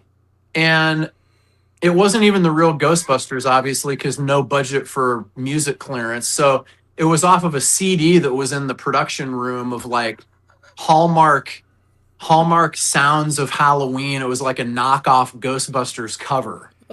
It works. And so they did that. I ran up to the kitchen. No, I ran up to the lobby, and that pumpkin head was a decorative foam pumpkin that was in the lobby display for Halloween. And I grabbed it and I cut it in half with a knife. And I jammed a hanger into it to make like a headband on the back half of it. And then I went to the back hallway where there's always a bunch of crap laying around. For some reason, for some other Halloween thing that the other station did, the straight news station, there was like a unitard and then like a ninja hood. Oh. And I put on the unitard and I put the hood on and I crammed the mask down. And literally at like 9:48 or something like that, I was like, you guys film this. I'm just going to dance for like 4 minutes straight. And then, you know, use the best part or whatever in that to fill that time. You know what I mean? So you weren't dancing with music playing, you were just dancing. I was just dancing I was dancing like a French avant-garde interpretive mime. But no music was playing for you to dance to. They were playing the music. Okay. Because I'm like, how do you dance with no music? So Yeah, that's I cool. could hear. Okay. Yeah, I could hear the music. They had it queued up like on the overhead system or Gotcha. whatever, so I could hear That's it. awesome. Yeah, but then when they went to go produce the piece, they dropped in the track, and so it sounded a little better. And then I ended up using just like the first minute and a half of it or whatever. That's amazing. So how did this go viral? chaos. How did this become a thing? It went viral because it sat on the station's YouTube channel for 3 years. The station got bought out of bankruptcy. The program was canceled. I moved to Los Angeles. Stein moved to Minneapolis. Everybody went their separate directions. And then in 2009, out of nowhere, some guy on BuzzFeed just discovered it by chance, just scrubbing through the internet. He found it. He did a post on BuzzFeed in 2009 for Halloween, and the title of the post was like, "This is the greatest Halloween video in the history of the internet." Oh, And he just he linked to the video, and so that's kind of how it got its initial traction. And what happened as a result was it got it had like 127 views, and then overnight it went to like 80,000 or something like that. jeez. Good for you. And so it started to get shared. And then that started this thing of like every year around Halloween, people would like share it or reference it. And so 2 things would happen every year around Halloween. 1, everybody'd share it. And 2, some new outlet would call up trying to get to the bottom of what the hell this thing is. Why does this exist? Why is this? And so over the course of from 2009 to maybe 2014, 15-ish was like this 6-year period of gradual seasonal bump. And so I think that's how it became what it was. And then in 2017, I did America's Got Talent as the character. And I watched that. That kind of widened it a little bit. So yeah, it's just kind of been this slow burn, this gradual thing that people are like, here's this meme that gets, comes into the consciousness every Halloween, I think. It's awesome. Did you have to, now when you went on AGT with this, did you upgrade the mask a little bit and make sure it was more maskish versus? It's the original mask with the Really? hanger. It had to be. It had to be. You couldn't do anything. Yeah, but some people would, put someone would have switched it, but it is a different unitard because the original unitard had no hand Sparkles. coverings. Yeah, there was no sparkles on the first one either. True. Yeah. And so it was a little different situation there, but yeah, same mask. So Cool. Okay. I think it's cool, and it's not in any way other than it's just something different. It's unique. Yeah. Your gut told you to do it, and you did it. And I Yeah. don't. Hey, like I said, it's not your defining moment. It's great. I would love to Right. be that guy for a minute. I'll be Pumpkin Man. I'll go up there. You know, like So there's a couple things from this I want to talk about, but normally when Sorry. somebody has a talent that they want to do on the show, Yeah. they go and audition. Right. You didn't have to do that. No, because they called me 3 different times to get the Dancing Pumpkin Man. And Oh. the first time I spoke with them, I believe it was like 2000, it was 10 or 11. It was in the early version of the show. A producer called and was like, Dancing Pumpkin Man. And I was like, I'll have to check with him and see if he's open to it. And I was trying to make a joke. The producer did not think it was funny. Obviously, she was annoyed because she's got to do a show and this is a waste of her time. And she was like, well, if you talk to him, can you give him my number? She was not pleased. The second time they called was like 2 or 3 years later. Same kind of ask. You know, they want these kind of what the fuck moments to put in between the real acts. And that was their pitch that time, was like, you know, we want it to be this crazy viral thing that happens in between, you know, some more serious stuff or whatever. Yeah. And again, on the phone, I'm trying to make a joke. It didn't land. I was like, listen, the Dancing Pumpkin Man is not some circus sideshow freak to be trotted out and laughed at. And they were like, well, actually, no, that is exactly what he is. So do you want to do that? I'm like, no. Third time was 2017. And the guy, I don't know why. I guess maybe it was just like, slow season, nothing to do. Is this ever going to end? So I kind of went for broke, and they're like, Dancing Pumpkin Man. And I'm like, well, the Dancing Pumpkin Man is SAG-AFTRA, so you got to pay my day rate and give me, you know, the breaks and craft services, and I'll come on. And they were like, okay, cool. Yeah, we'll do it. That's unbelievable. And I was like, That's unbelievable. okay, then So- are you guys going to fly me? Because at this point, you know, we had just moved, I think we just moved back to Omaha and built a house. And I'm like, yeah, you have to pay my transportation and fly me. And they're like, okay, fine. And I was like, okay. I'll And then see when you I there. got there, I was like, Dancing Pumpkin Man has to be able to do like some improvised back and forth with the judges, you know, a little banter. Yeah. And they were like, that's cool. So I don't know. It was actually kind of a cool experience because they weren't really trying to box it in. They were just like, we'll just see what happens, which is also kind of rare for a show like that. You know, each act has a story producer to kind of frame up the act a little bit. Right. But they were really chill. They were like, what are your ideas? And I would be like, if Dancing Pumpkin Man gets to the second round, can he be wearing a unitard within a unitard that's encrusted in jewels? And they're like, absolutely, dude. Great. So I think it just came down to the people. Ah, Uh-oh. See, there's something wonky with the internet today. it's the internet. So while he's figuring that out, guys, I will post the links to both of his AGT appearances on the YouTube description.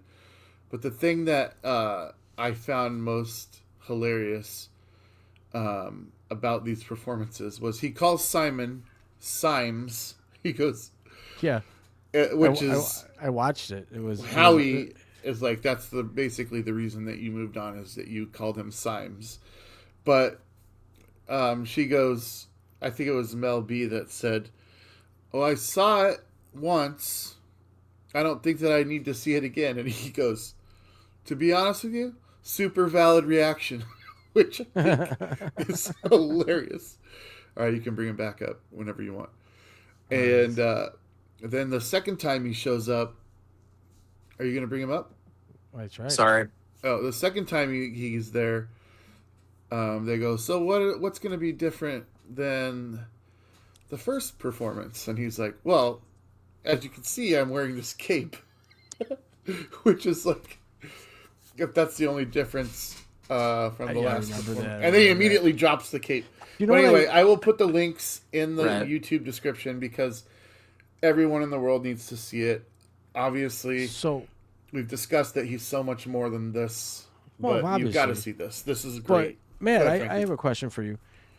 So with AGT and all these shows, I was fortunate enough to participate in 25 tapings of Dr. Phil show, and they had what was called the audience warm-up comedian. Someone that comes out, gets the crowd ready, tells them when to clap, when not to clap, gives them the hand signals and all that. So essentially, this was like a pre-planned gig where it was you weren't directly performing to advance through AGT. You were just showing up because they wanted some sort of gimmick. Am I hearing that correctly? Or can you not hear me? I don't know. Maybe he can't hear you. I don't think you can hear me. Blink twice if you're in there. It was a good question though. It is. Can you guys Oh, there you go. you guys Can hear me hear? okay? Yeah. Did you Sorry. hear my question? I'm not able to hear you guys for some reason. Still can't hear us? I don't know Something's wonky. That's why I had to fix my router a couple times. So it could be this. I can see you guys, but I can't hear I you. wonder So what's sorry. going on. So sorry. So sorry. I wonder what's going on. Hang on a second. Let me dabble here for a minute. How can I fix his mic? Sorry, folks. This is the. Hello? Hey. Yep. Yeah, for some reason I'm not getting sound on my end from you guys. Maybe. Should I dip and try to come back in? Okay, Yeah, cool. Yeah. I'll try to come back in. Yeah. It could just be a snafu with Hopefully, the streaming hopefully service he gets tonight. to- Because he can come back. But well, I was having a couple issues earlier where I kept one time I didn't, but I kept hearing the sound come in and out, and I couldn't hear and I could hear. So I went and checked the stuff on my wire on my internet. But interesting. okay, so I got to remove this mat and then bring the new one up. That might be the issue. Remove that. I can hear you guys great. Okay, hear us Awesome. now. Sweet. Yep. Sweet Totally. emotions. So go ahead and ask. Sorry your for the question again, hiccup, Frankie. you guys. Go ahead It's and not ask your your fault. question again, Frankie. Oh no, I was asking. What I said was I was fortunate enough to participate in 25 live tapings of Dr. Phil, which is actually 50 episodes, and they have what's called a audience warm up comedian who comes in, Right. gets the crowd ready, when to clap, when not to clap, blah blah blah blah blah. Yep. Tells some jokes and integrates some of the online audience, in which I was most of the time. And were you essentially called by AGT to come in and just kind of be the ultimate audience, like between the actual acts they had lined up for that evening, or auditions, if you want to call them that? Were you hired essentially just to kind of come in and do that, be a gimmick to add some fun to the show? Was that your role when you went on AGT? Yeah, and I think the people who called me were at least tangentially aware of the life of the meme, and Sure. so they thought this would be a good thing for that. Okay. The judges were utterly unaware of what it was. That was my next question. Yeah, they had no pop culture, internet culture frame of reference for it. Jeez. So to them in that first round, Yeah. they were like, "What the hell is this?" Yeah, Simon buzzed you real quick. What a dick. Yeah, he buzzed me real quick. Heidi was not a fan. No, it was the second round. She was not a fan. Right. But I think Howie had a good response because of just kind of the back and forth improvising of the banter. Sure. And then Mel B, she just kind of, I guess, got it, and she drew a line in the sand, and she was like, "You have to move him through. You have to." So Simon acquiesced, and that's how I got 3 votes. And then at that point, it kind of took on a new life because they're like, okay, we're going to shoot the second round 2 ways. We're going to shoot the second round, you make it to the third round, and we're also going to shoot it where they cut you. But the cool thing about the second round was the guest judge was Chris Hardwick, Huh. and he, Yeah.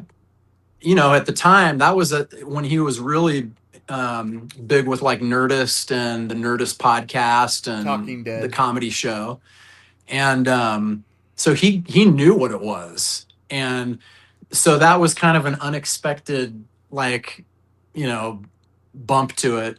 Well, think about this, Matt. And Had then you like Simon, agreed- you know, he's like, he came up to me after we got done shooting that day, and he was like, why didn't you say anything about like your internet popularity? And I'm like, yeah, I'm joking with him. I'm like, I just want my dancing to speak for itself, man. You know, I don't want to, I'm not out here trying to get famous off of this. And he was like, yeah, but it would have helped me if I would have known you had some kind of thing. And I'm like, look, I'm not into self-aggrandizement, man.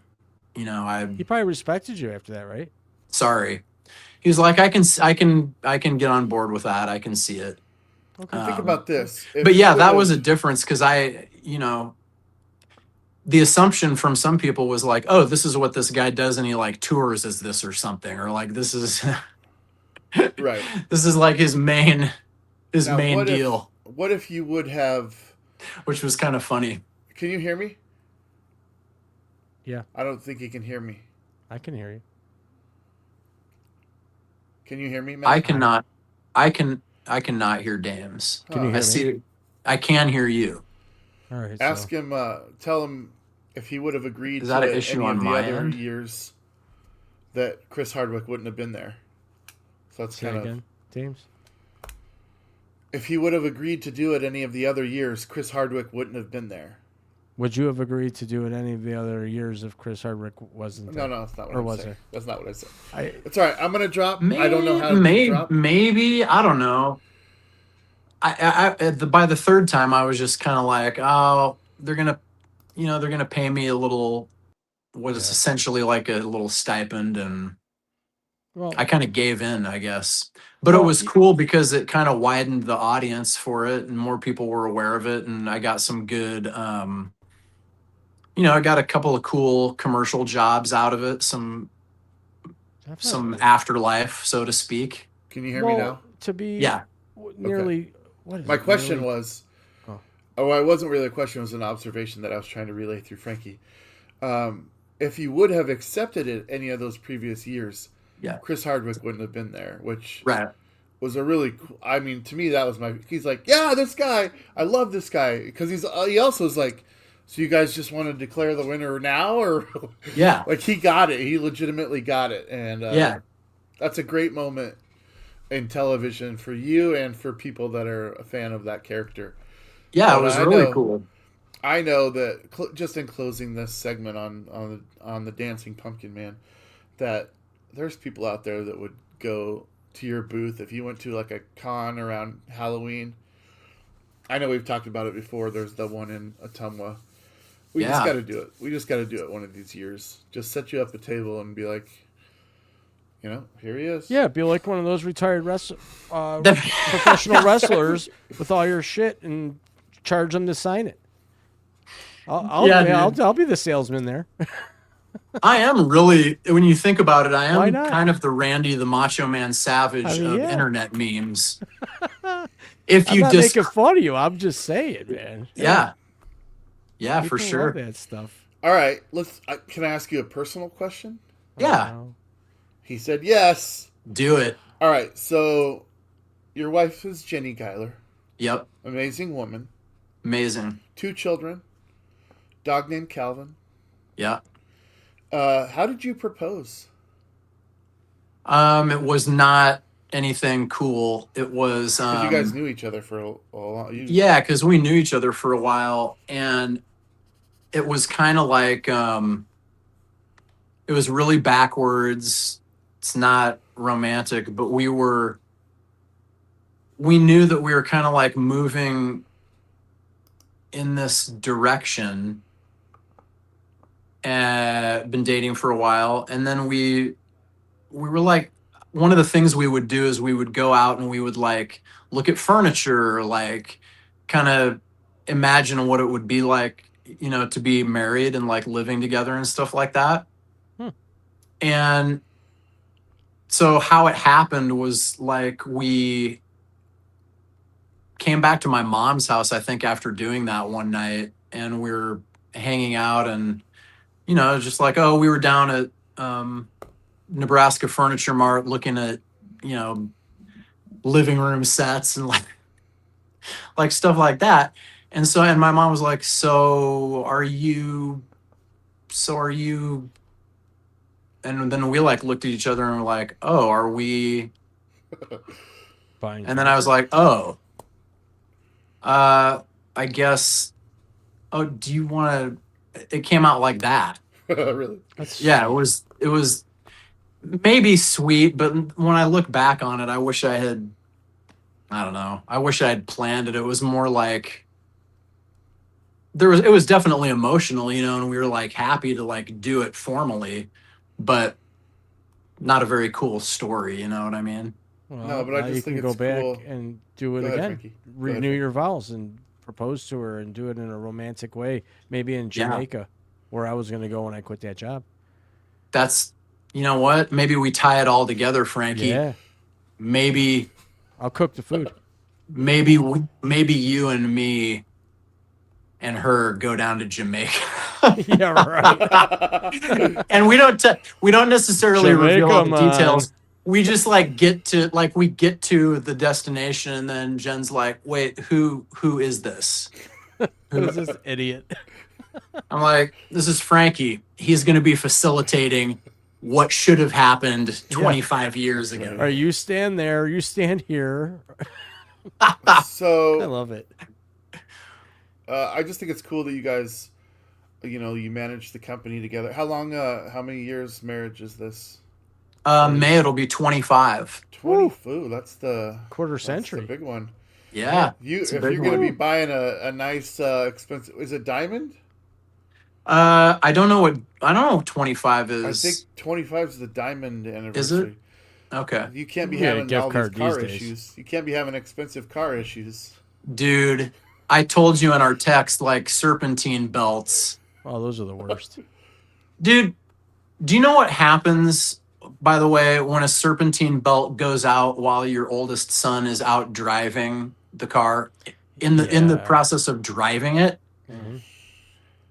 that thing goes, the power steering goes, Yep. the engine seizes up, the car, you can't steer the car. Luckily he wasn't on the interstate, but Jeez. he's like, the car just stopped working and I had to pull off to the side of the road. He was describing what happened. I was like, to me it sounds like a belt went out or something. Yeah. But I said, don't try and start it back up, because that's going to damage the engine possibly, and just stay put. We had to get AAA called and, the whole towing situation to Yeah. confirm it. And Zero those things fun. aren't cheap to replace. But I thought, I texted Damon, I'm like, not going to be able to do this, which I hate doing, because one of the things I'm like, I hate having some kind of excuse of like, oh, I can't do the thing that I said I was going to do, because show business is such a flimsy affair anyway. There's so many flakes anyway. Mhm. I never want to be that guy. So of course, when I text him at like, 1 PM and I'm like, car troubles, dude. And Well. in my head, I'm just like, he's going to come back with like, what? It's a virtual show. What does the car have to do with it? No, I I didn't even think. I was just like, I don't know what to say. Right? I mean, like, I know Yeah. that you have a schedule too, and I can't just be like, fine, we'll do it Monday, and Right. and know that you're okay with that. So I'm just like, I don't know what to say right now. Give me. I know what No. I would have said. I know what I said. I was like, well, if he has car trouble, if he can't make it, we'll just book him for another time when he can make it. Yeah, I mean, Life that's kinda happens. what we- You can't kinda what we block decided life on. from happening sometimes. It happens. Yes, fortunately, it wasn't in my imagination. I'm Yeah. like, this is gonna wipe out the entire rest of the day, but it didn't. Good. So Glad you're here, and I'm having a great time with you. You're a good dude. I like you. I think I'm full of shit. That's great, man. Well, man, I like like you meeting new too. people, man. I've networked heavily over the last decade with people from across the country, people in show business, people in comedy. I took a stand-up comedy course for a couple weeks actually. Oh, So, sick. oh yeah, man, I take advantage of whatever networking I can get. Am I going to go anywhere with it? I don't know, but I don't ever think I'm not going to go somewhere with it. I Right. live in the Adirondack Mountains. I love it up here. It's quiet. It gives me more of a space in my brain to become more creative and want to do more stuff, believe it or not. Sure. When you get Yeah. out of the noise, your brain is able to focus a little better because you got a lot of alone time up here. And for me, that maybe this is the beginning of something. I don't know. I was lucky enough to meet this. Well, I pointed the wrong way to meet Dames, and we met on the weirdest terms too. It was kind of goofy. We actually fought each other for 30 seconds verbally, and the next day we were friends. It was so stupid. I don't even remember what it was about, but here we are. I think it's a couple years now, right, Dames? A couple years, Yeah, maybe. maybe. We've been buddies, and we still I love argue. it. We still argue sometimes, where I have to tell him what I tell him, he tells me what he tells me, and then we're all good. So no, life happens, and for me, I'm just waiting for that break to happen. I just keep working towards it. It's really all you can do. Yeah. Matt, Yeah. what's your most unpopular food opinion? Oh no, I know where we're going. I feel like in my life, it's been that I detest cold sliced tomatoes. What? That's usually the reaction I find.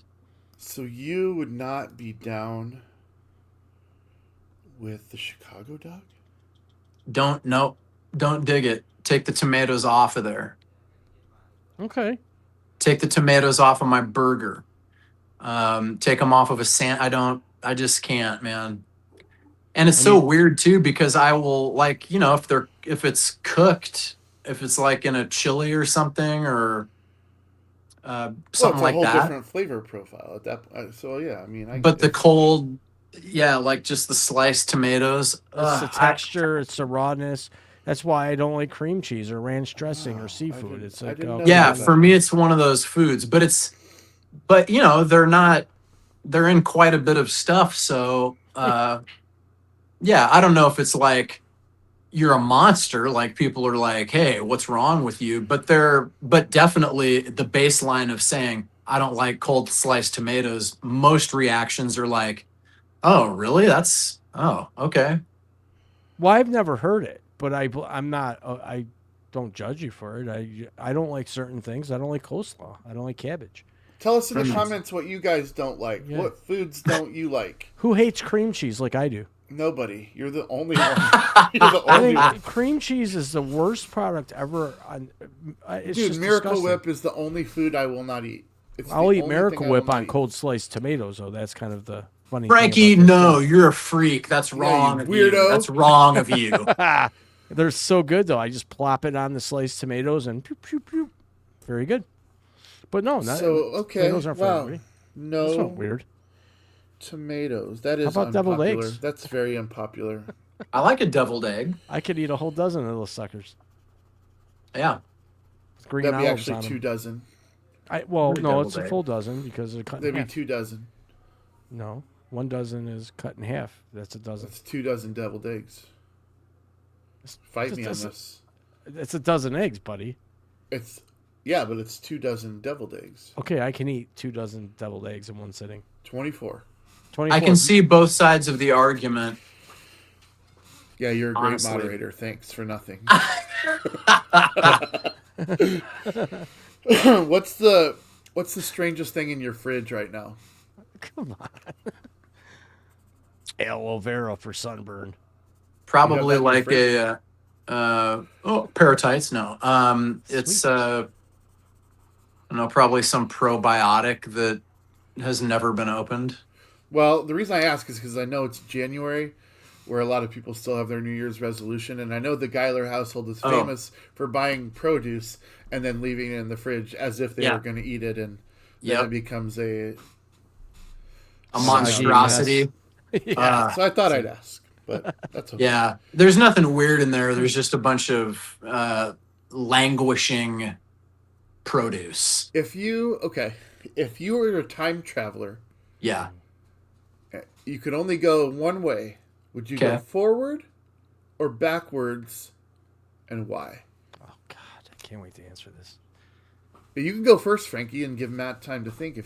Since you can't wait, go ahead. No, I can wait. No, go. No, What would you do? Ooh, Give him Matt, some I time. insist. I don't Do know. you need time? I probably would. I'm a history major, so the past is very enticing. But given only one choice, forward into the future, just because I'm curious about it, curious to see what happens to me, curious to see what my kids do. There you go. Frankie, one way, forward or backward, and Oh, I'd go back to where? to where I've never been. The 70s, That's a lot early of 70s. That's a pretty broad spectrum, bro. Well, I was born in 78, and I when I watch, replays of like Woodstock and how people peace, love, rock and roll, and how free it was, and there was no cell phones and no internet, and no stupid. The only time you saw the news is if you had a TV, black and white most Yeah, no cases. dumbass podcast. No people named Damon Marvs. To me, and I'm not saying that to be funny. You asked an honest question, and I'm giving my honest answer. No I would people. want to Yeah, live in the honest- 70s. that doesn't make me feel any better. I'd be that guy at Woodstock in a mud pile with naked girls. I mean, that would be me, and I would love every second of it. So, And you wouldn't yeah. do that now?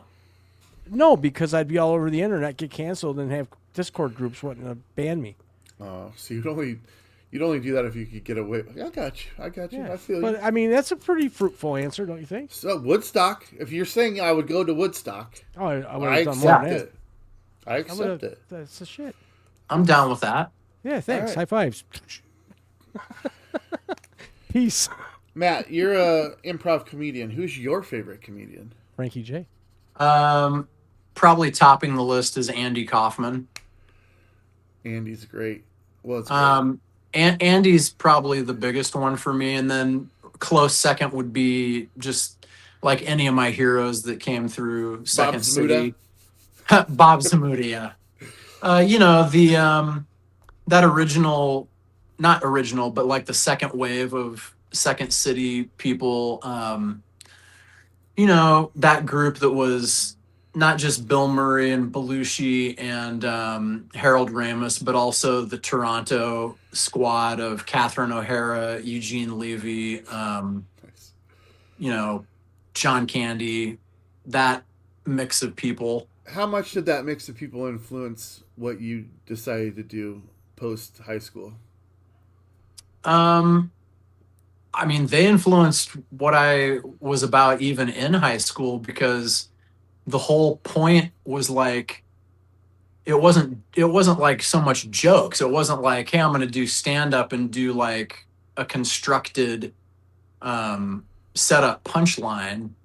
It was more about characters, and it was more about situations. And since the approach was improvisational, watching SCTV and watching somebody like Kaufman, who's kind of comedy, yeah, but also almost a performance artist and kind of a Dadaist, absurdist approach, was like, oh, there's more ways into this than just, can you write jokes? If you happen to be somebody who does voices or characters or weird behaviors, that was like an I mean, that was a Yeah. dick move. that was like an entryway. So I would say they were a big influence on even what I was into in high school, probably. So you were part of a troupe, actually. A Yeah. group of people, the Weisenheimers, I believe they were called. And Yeah. that goes all the way back to high school, yeah? Yeah. And Yeah. you guys did paid gigs in high school. Yeah. Was it kind of terrifying getting outside of that group and becoming an individual as opposed to having other people to rely on? It wasn't, well, aside from just, I've never done this really before. No, because in the Weisenheimers was an improv group, but it was more like a band too, because there were four of us. We grew up together as teenagers. from the time we were like 17 to the time we were in our mid to late 30s, you know, we were touring around and doing colleges and clubs and tons of corporates and stuff.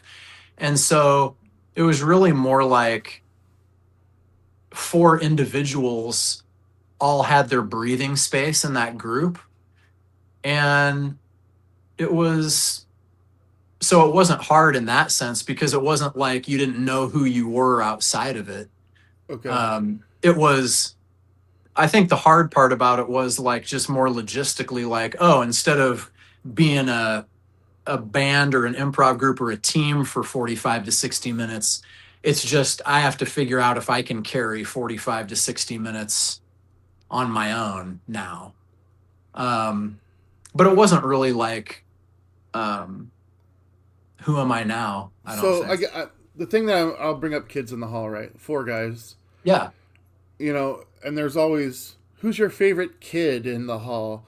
You know, did you guys ever have that kind of competition where you were trying to be the favorite of the base? Weirdly, no, because each one of us brought such a different sensibility into the group. And that was what was really special about that group to me was, there were 4 distinct people in it. I was kind of, my role was kind of like the ultra positive, like affable, complete goofball, you know, like, oh, that dude's very congenial, but also real wild.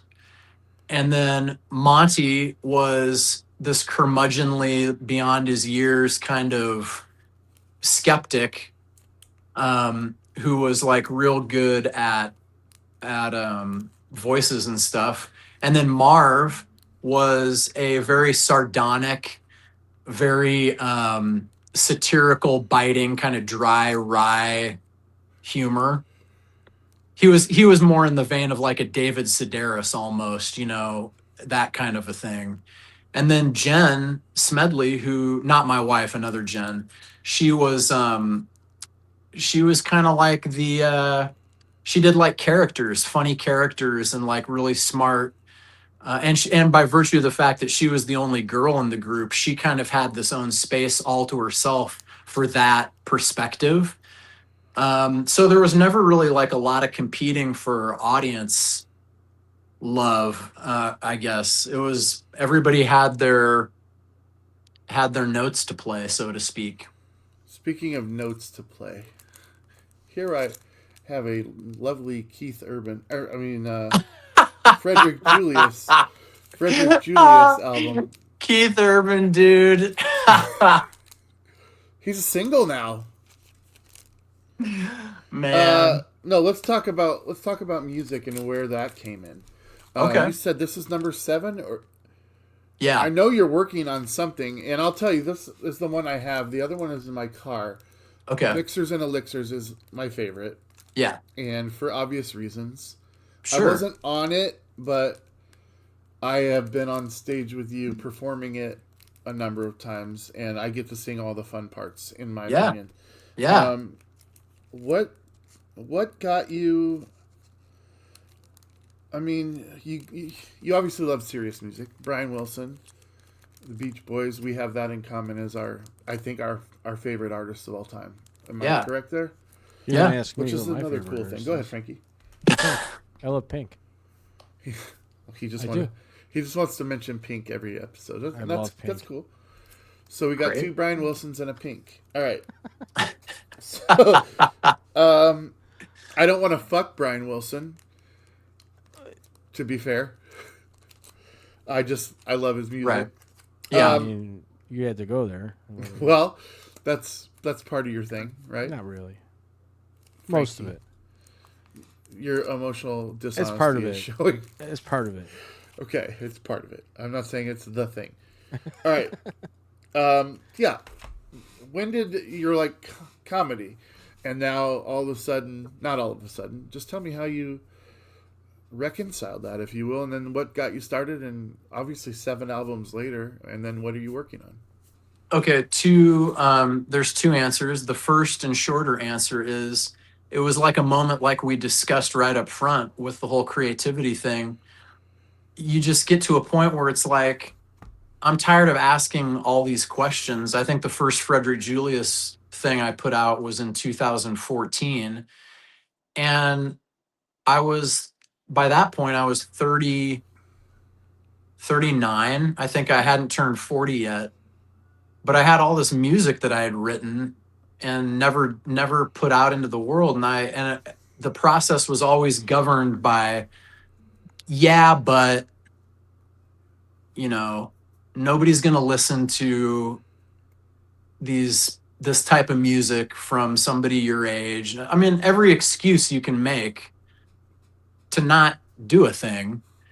And, once again, Jen was kind of a person who broke through that. My wife, Jen, was like, she's really good at kind of scaling things back and dialing down the chatter. And she said, what if it was just a sketchbook of songs? They don't have to be, because at the time I was like, I don't have money to get a producer. I don't have money for proper sessions, blah, blah, blah, blah, blah.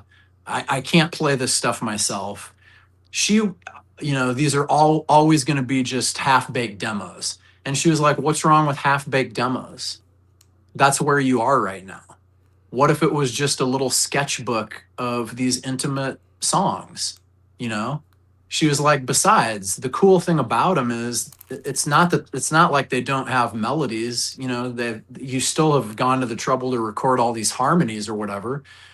Just put it out. Just put it out. Teasers, basically. Yeah. And so that's how Frederick Julius got started, was finally just like, you know what? Yeah, I'm tired of wrestling with this. And so that's answer one. Answer two just goes back to when I was a kid, before I ever had aspirations to do comedy as a thing.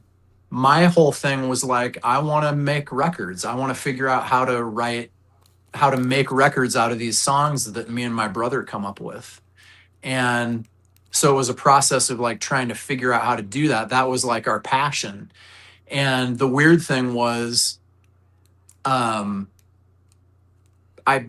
somehow fell into doing the comedy thing, before the music could do anything. And so because that became kind of like how I was, like a job pretty early on, I always felt like, oh, I got to pay attention to that. But the weird thing about the comedy was I always gravitated towards doing comedic music. And whatever it was. Yeah. I mean, my approach to comedy is like, yeah, like put me in on funny songs, and let me make up these songs or whatever.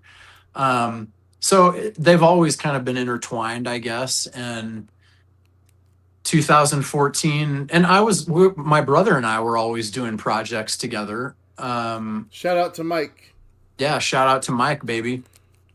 And so that's kind of how Frederick Julius came about. It always was there. It just took a long time to get loose enough to do it. So I don't remember. I remember a conversation of us talking about fixers and elixirs. And I don't remember how it came about, but at one point you said, do you know anybody that would be able to play this? And I'm like, boy, do I. I'm like, why? But why are you asking me? That's I still, like, I don't understand how I lucked into being able to do this material with you. I don't know that I had like an agenda as far as like, do you, but I know that, I had listened to Kill Bosby enough. And maybe, I don't know if it was like shortly after we kind of reconnected or in the back and forth before. But somehow you had shared with me some stuff you were working on too. That was,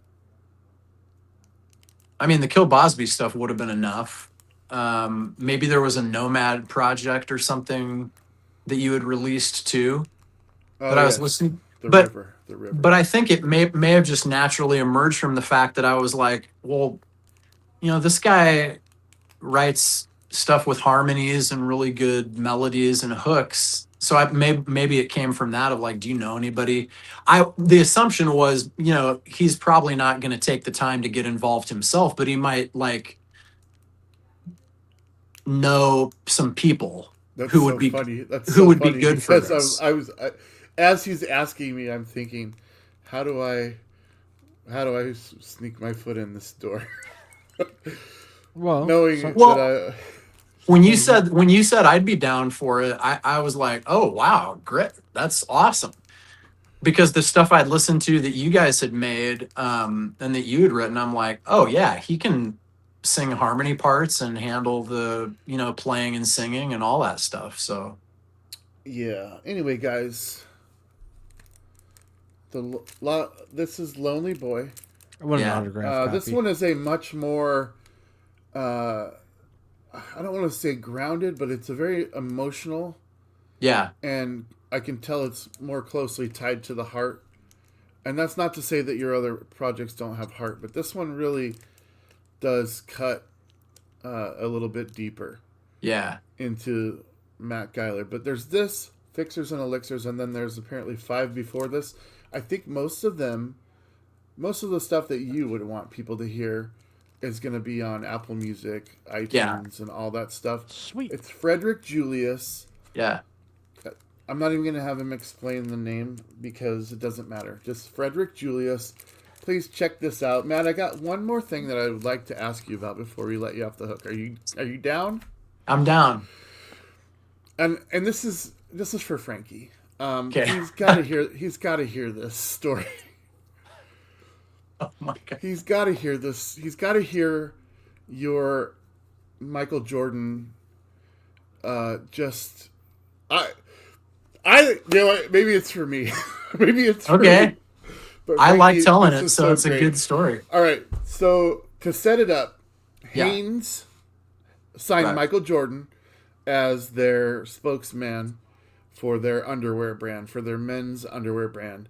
Yeah. And at some point, they decided that they were going to make a gimmick out of having no tags. Yeah, Like your tagless, underwear, baby. socks have tags, your shirts Best have ever. tags. So, tagless. Now, take it away, Matt Geiler. How did you become involved with Tagless, Haynes, underwear, and Michael Jordan?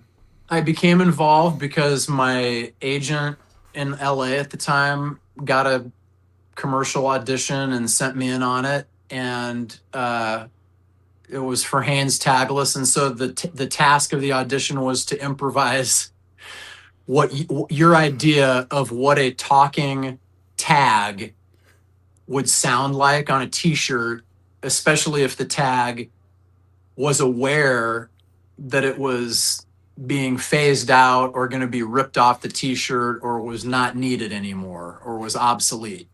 So it was one of these LA auditions that you don't think, especially after you've had hundreds and hundreds of them, where you're like, probably not going to get it. What the hell? So you're really loose. And I went in there, and for whatever reason, I just started improvising this lines of dialogue as this tag. And they booked me for the job. Sweet.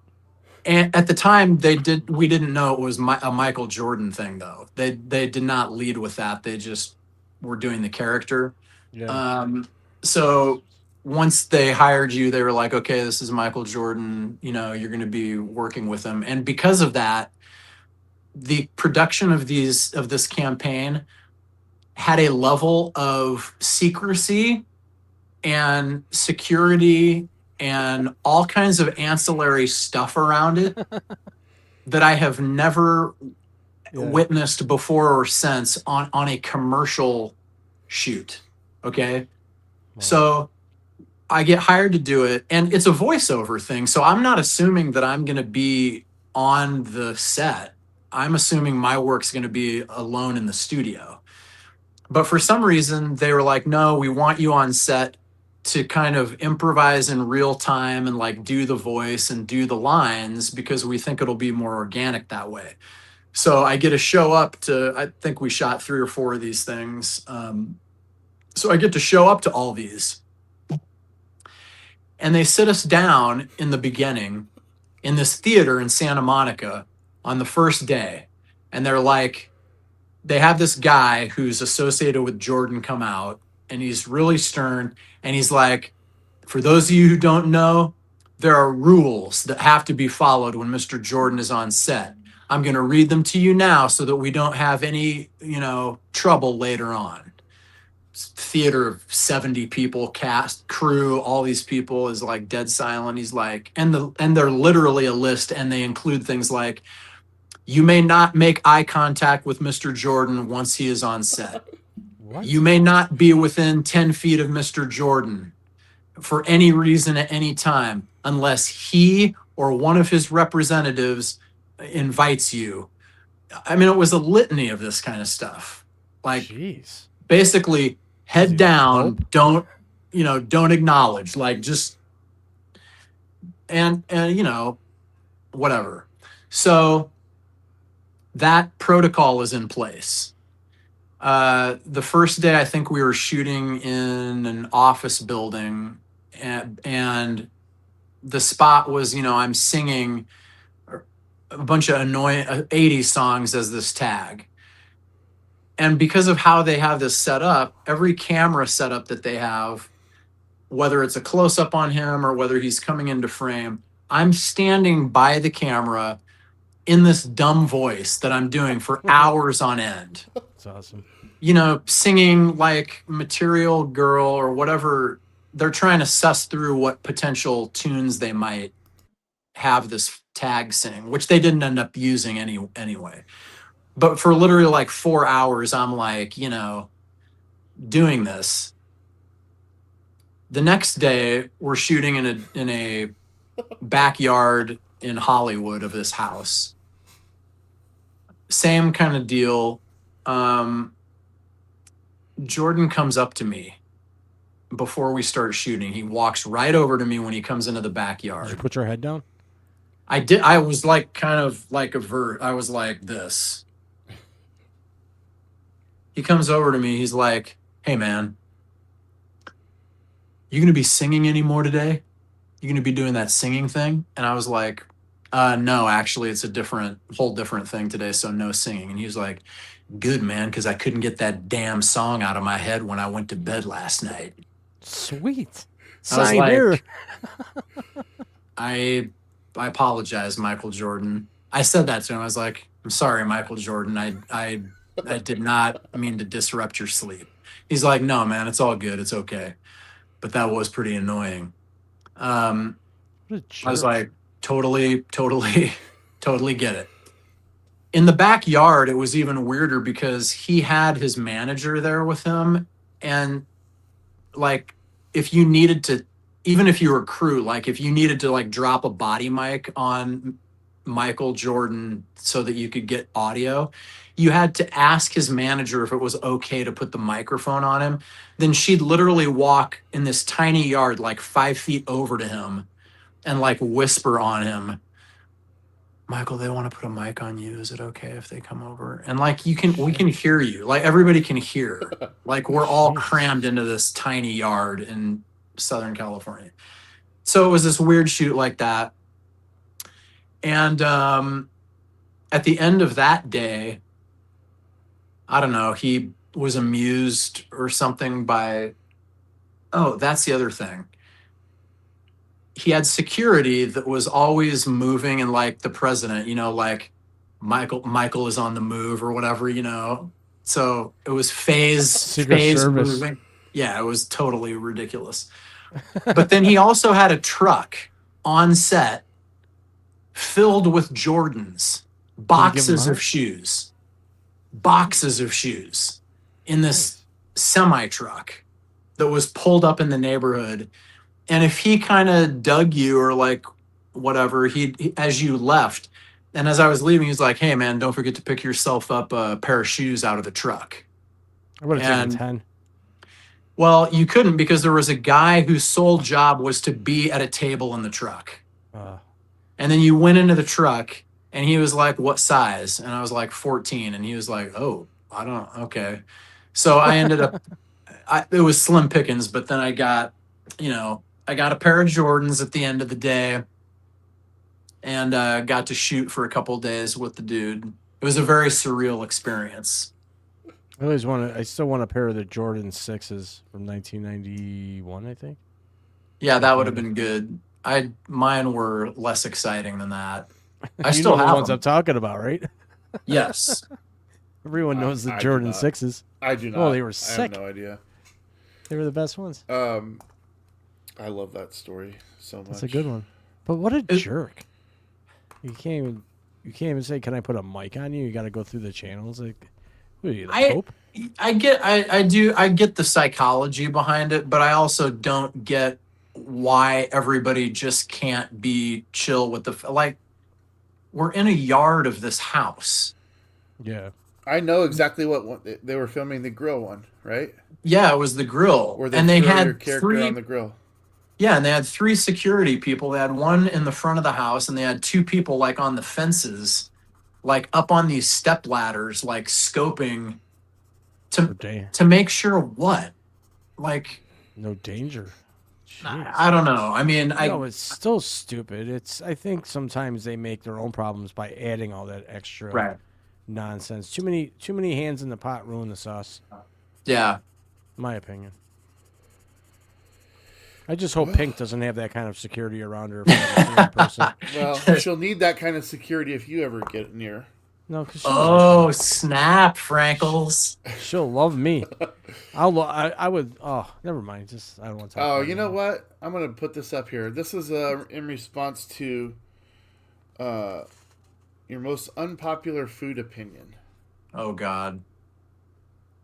I don't like seafood. Seafood. Yeah. And I'll just say this is the dumbest. This is the most unpopular opinion. That's just dumb. That's What? dumb. I do like some seafood. Do you? Oh yeah. All right. Well, that was Matt Geiler. Matt Geiler, you spent way more time than we deserve, for sure. Can I say one thing? Yeah. Of course. Matt, I did have an opportunity to kind of look around a little bit. Did you talk about the 402 Arts Collective at all? Oh, I didn't. That's a place that I Yeah. do some teaching out of, just for people who are like interested in, voiceover or musical improv, any of that kind of stuff. I try to kind of connect with people and work with them that way. But yeah, they do lessons, but they also do like coaching situations too. So I try to get some of that work on my plate as well. Because that's something like, for me, something I would be interested in, and to work with a professional like you, and for you to offer workshops, I guess you could call them, right? Workshops. Yeah. And I'm looking at it right now going, this is pretty cool stuff. Like, I would love. I wish I would've like thought of doing it it just because when I was starting out, you're figuring this out as you're Yeah. doing it, and you don't really have anybody to say, like, when you get into a studio in a commercial situation, here's Right. how that's going to go down, so that Right. you're prepared for anything like that. Just something that kind of prepares you ahead of time, so you're not learning on the fly. Well, that's why I wanted you to bring it up, because I appreciate things like that. I have a couple friends of mine, one of which did the comedy course with me, where he does different workshops for different forms of comedy, different parts of the business, to Yeah. prepare you if that's something you definitely want to do. And Yep. it's really, it can go one or two ways. Either this is a wake-up call, I'm making money to teach you how it really goes, or you're going to be like, that ain't for me. Because Right. a lot of people don't realize the work that goes into even just doing stand-up comedy. Yeah. Not just standing up there telling jokes. It's a skit. It's hard to do. When I took that Yeah. class, it was eye-opening.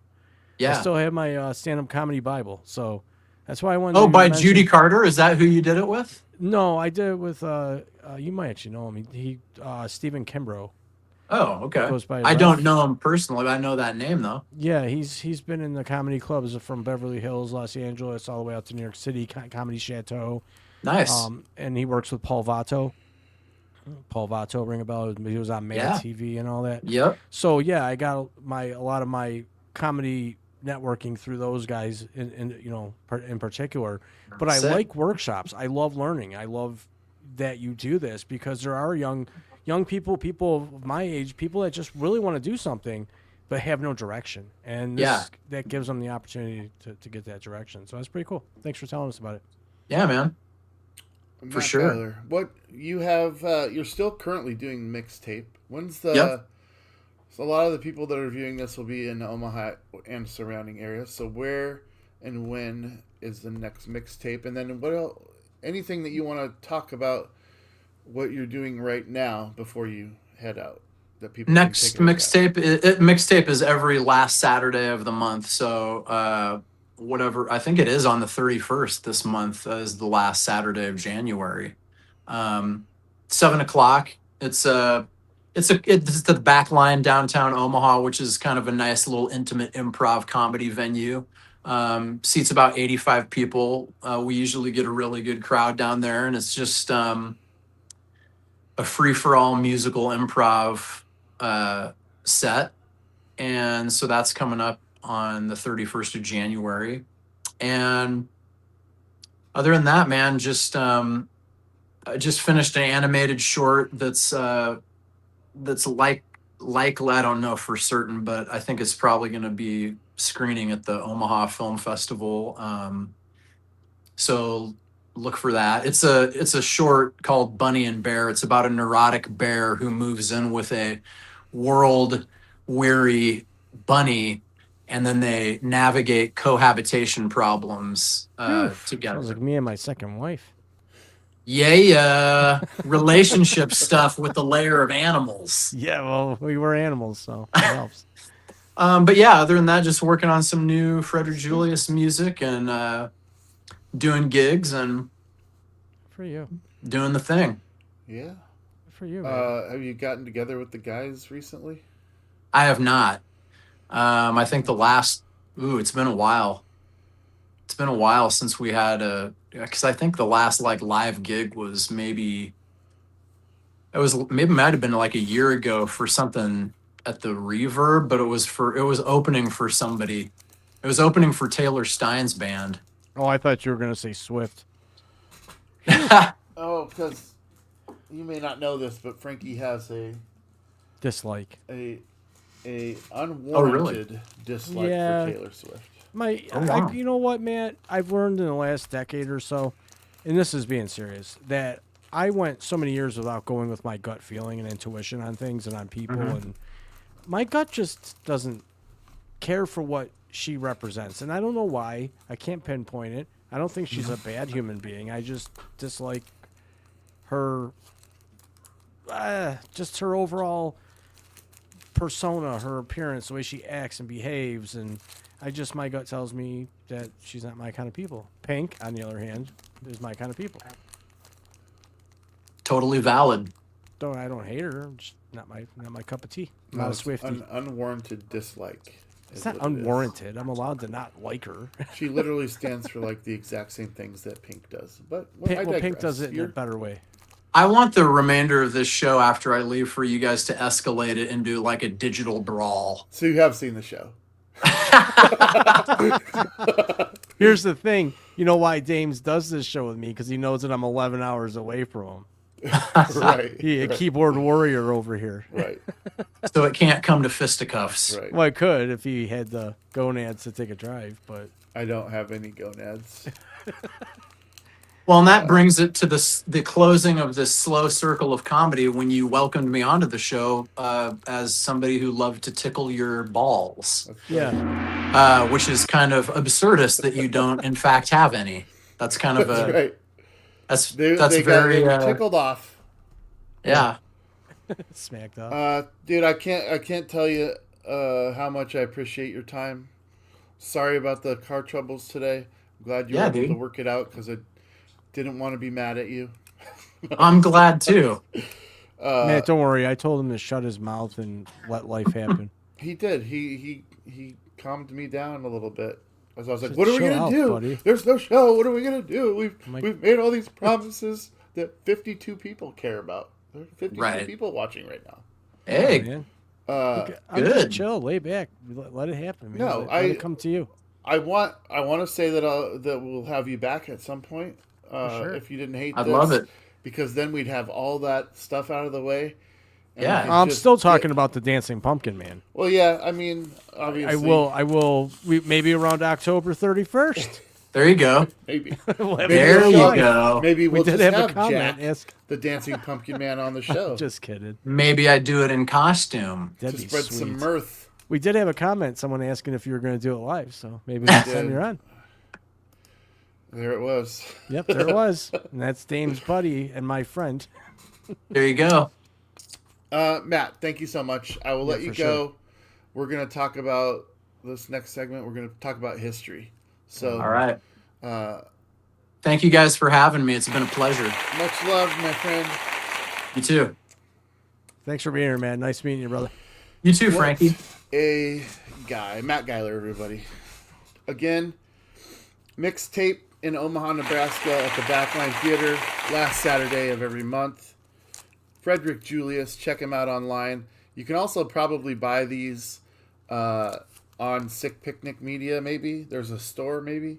Yep, I got the internet website right But, here. It's sickpicnicmedia.com. I'll put it up here for everybody to take Just- a peek at.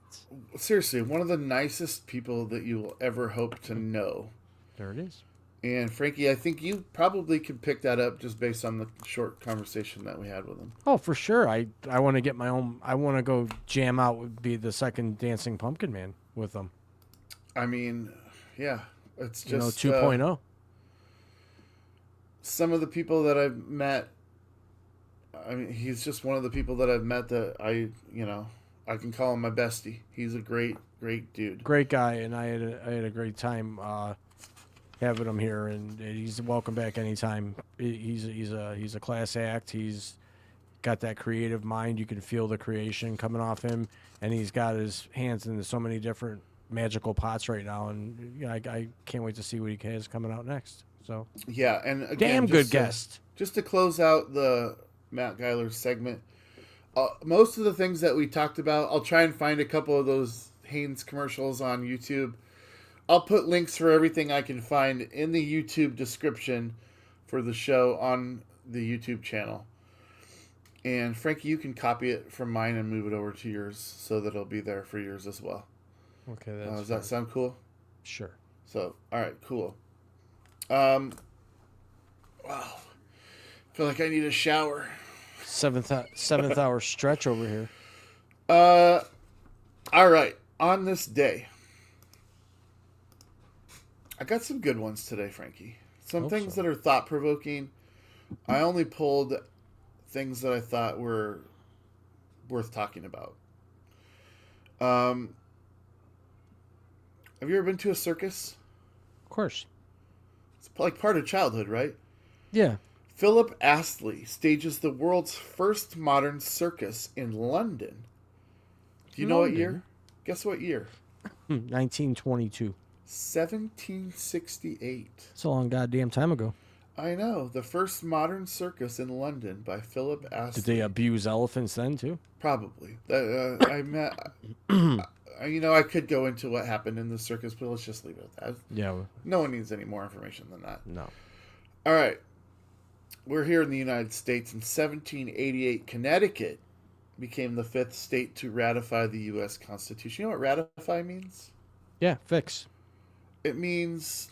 No, it actually means to accept it. Oh yeah. Ratification. Correct. To accept it. Exception. Yep. Okay. So the fifth state to accept the U.S. Constitution, Connecticut, on January 9th, 1788. 1855. This one I want... Dude, I think you're going to like this, Frankie. I hope so. This is kind of a little bit macabre. The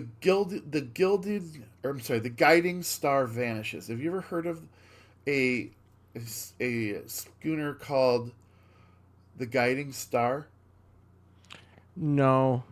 So I I'll tell you a haven't. little bit about it. There was 543 passengers on this ship, 62 crew members, and 481 passengers. It was a large British clipper ship that set sail from Liverpool on January 9th, 1855. And it was going to Melbourne, Australia, carrying, like I said, roughly 481 passengers along with the crew. Most of them are immigrants seeking a new life in Australia. After departing England, it was last sighted on February the 12th of 1855 in the South Atlantic Ocean.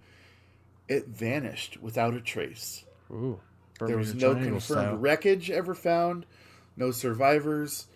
Contemporary reports and later research suggest that the vessel likely encountered a massive ice field. Titanic. Just like Titanic. But again, no wreckage, no knowledge of what happened to that ship after Well, there February wasn't the any 12th. technology or anything there either. So Yeah, I mean it was all wood, 1855 probably. we're talking about, but Yeah, it just was a long time. vanished from existence. That's It crazy. happens. I thought that was worth talking about. Yeah, definitely. 543 souls Good news. vanished. Yeah, that's one of the biggest tragic maritime disasters and disappearance-wise, Interesting. for sure. 1861. I know you've heard of Fort Sumter in the Civil War.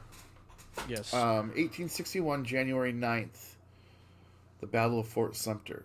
Now, what this is interesting too, because this was like the defining start of the Civil War. The first shots were fired on January 9th, 1861. And here's what happened. There was a Union merchant ship called the Star of the West that was only bringing supplies to Fort Sumter. And it was attacked and shot by the South Carolina military just for trying to... And those were considered the first shots of the U.S. Civil War. Jeez. So, that's a big day in U.S. history. Yeah, sure. All right. You've got 1903. Frank Farrell and Bill Devery purchased the American League's Baltimore baseball team for $18,000. That's a lot of money at that time. It was. And you know what's even more significant about it? That team was moved from Baltimore to New York City and is now the New York Yankees, which are worth over $10 billion. Figures. So a lot of people don't know that the Yankees were originally in Baltimore, and that was 1903. So there you go. Yep. 1959. You heard of a Western series called Rawhide? Raw. Yeah. Rolling. Rollin'. Boy, my ass Rawhide. is swollen. It premiered on kettle. CBS January 9th, 1959. You know who was on that show? No. Clint Eastwood. Oh, yeah. Starred Yeah. on that show. That was a long time. Man, I remember that.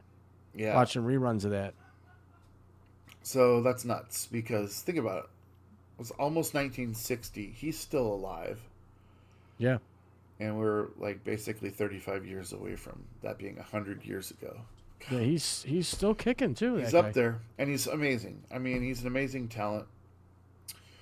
Going back to the sports world, 1967, the NFL franchise in New Orleans takes its name. January 9th, 67, the Saints are born. The Aints. The Aints. They The were New born. Orleans Saints. The New Orleans. Sorry, any Saints fans. New Orleans Aints. Yeah, you're not a playoff team this year or next year. Or the year after. Maybe the year probably after that. the year after or that. the Who year knows? after that. Things No. can change. Nah, not there. Especially when you have a top 5 draft pick. Unless Drew Brees comes back. They're not winning shit. Yeah, he might. yeah, Given why this not? new trend, he might come back. Yeah, he'll come back at 54. All right, 1984, January 9th, 1984 was released. Do you know what I'm talking about? Wait, the album? 1984? Yeah, Van that's Halen. exactly what I'm talking about. Van Halen, right? On January 9th, the most legendary album from one of the most legendary American rock bands, 1984, came out in 1984. Jump. Might as well jump. I Go love ahead, that jump. song. That song made me hyper and want to play baseball. It's a great song. It's Sure a great is. song. But you Good song mentioned for many baseball. different reasons. You mentioned baseball. We already know that the Baltimore franchise for $18,000 went on to become the Yankees. But did you know that in 1991, on January 9th, a gentleman named Bart Giamatti, who is the father of actor Paul Giamatti, banned Pete Rose from baseball for life Yeah, he's a piece of shit for doing it. on this day Yeah. in 1991. He should be ashamed of himself. He's dead. Well, he should be ashamed. Well, and to I agree, but Should be to ashamed. expound upon that and the reason that Pete Rose is probably still banned was that he died almost directly after this ban, which made that his life legacy was to ban Pete Rose, which nobody wants to touch, right? Nobody wants to be like, well, that was the dying man's decree. I think that's a large reason why Pete Rose remained out of the Hall of Fame. Well, he's already passed on, so he will never you'll never see his name in the Hall of Fame. But I do. Well, believe he will considering be all the there. garbage going on now with sports gambling and all the scandals and everything else, that man should have been in the Hall of Fame years before that even happened. So for me, I think it's a tragedy. I think it's horrible, and the baseball gods ought to come down and change that because that's ridiculous. 4,256 hits, Frankie, and there's only 2 other people that have 4,000 Yeah, Hall of Fame. in 150 years plus of So history. he bet on his team to win. Who gives a shit? Charlie Hustle. Yeah. Charlie Hustle. Rest in makes me peace, man. Yeah. Do you remember the show Third Rock from the Sun? I never really cared for that show, but I do remember it. John Lithgow, Jane Curtin, Yeah. Kristen Jones, and who's the kid? I don't know. What's his name? Come on. He's got 3 names. You're the one with the Joseph facts. Gordon-Levitt. Of course. Yeah. That debuted January 9th, 1995. It's a long time ago. It is. Doesn't seem like it was that long ago, but No, it doesn't. When you get older, things seem to go quicker. NBC, WNBC. WNBC. Take vomit. 2000, the year 2000, Dan Marino played his last game Yeah, in T.O. would love professional this fact. football on January 9th, 2000. Guess who he beat?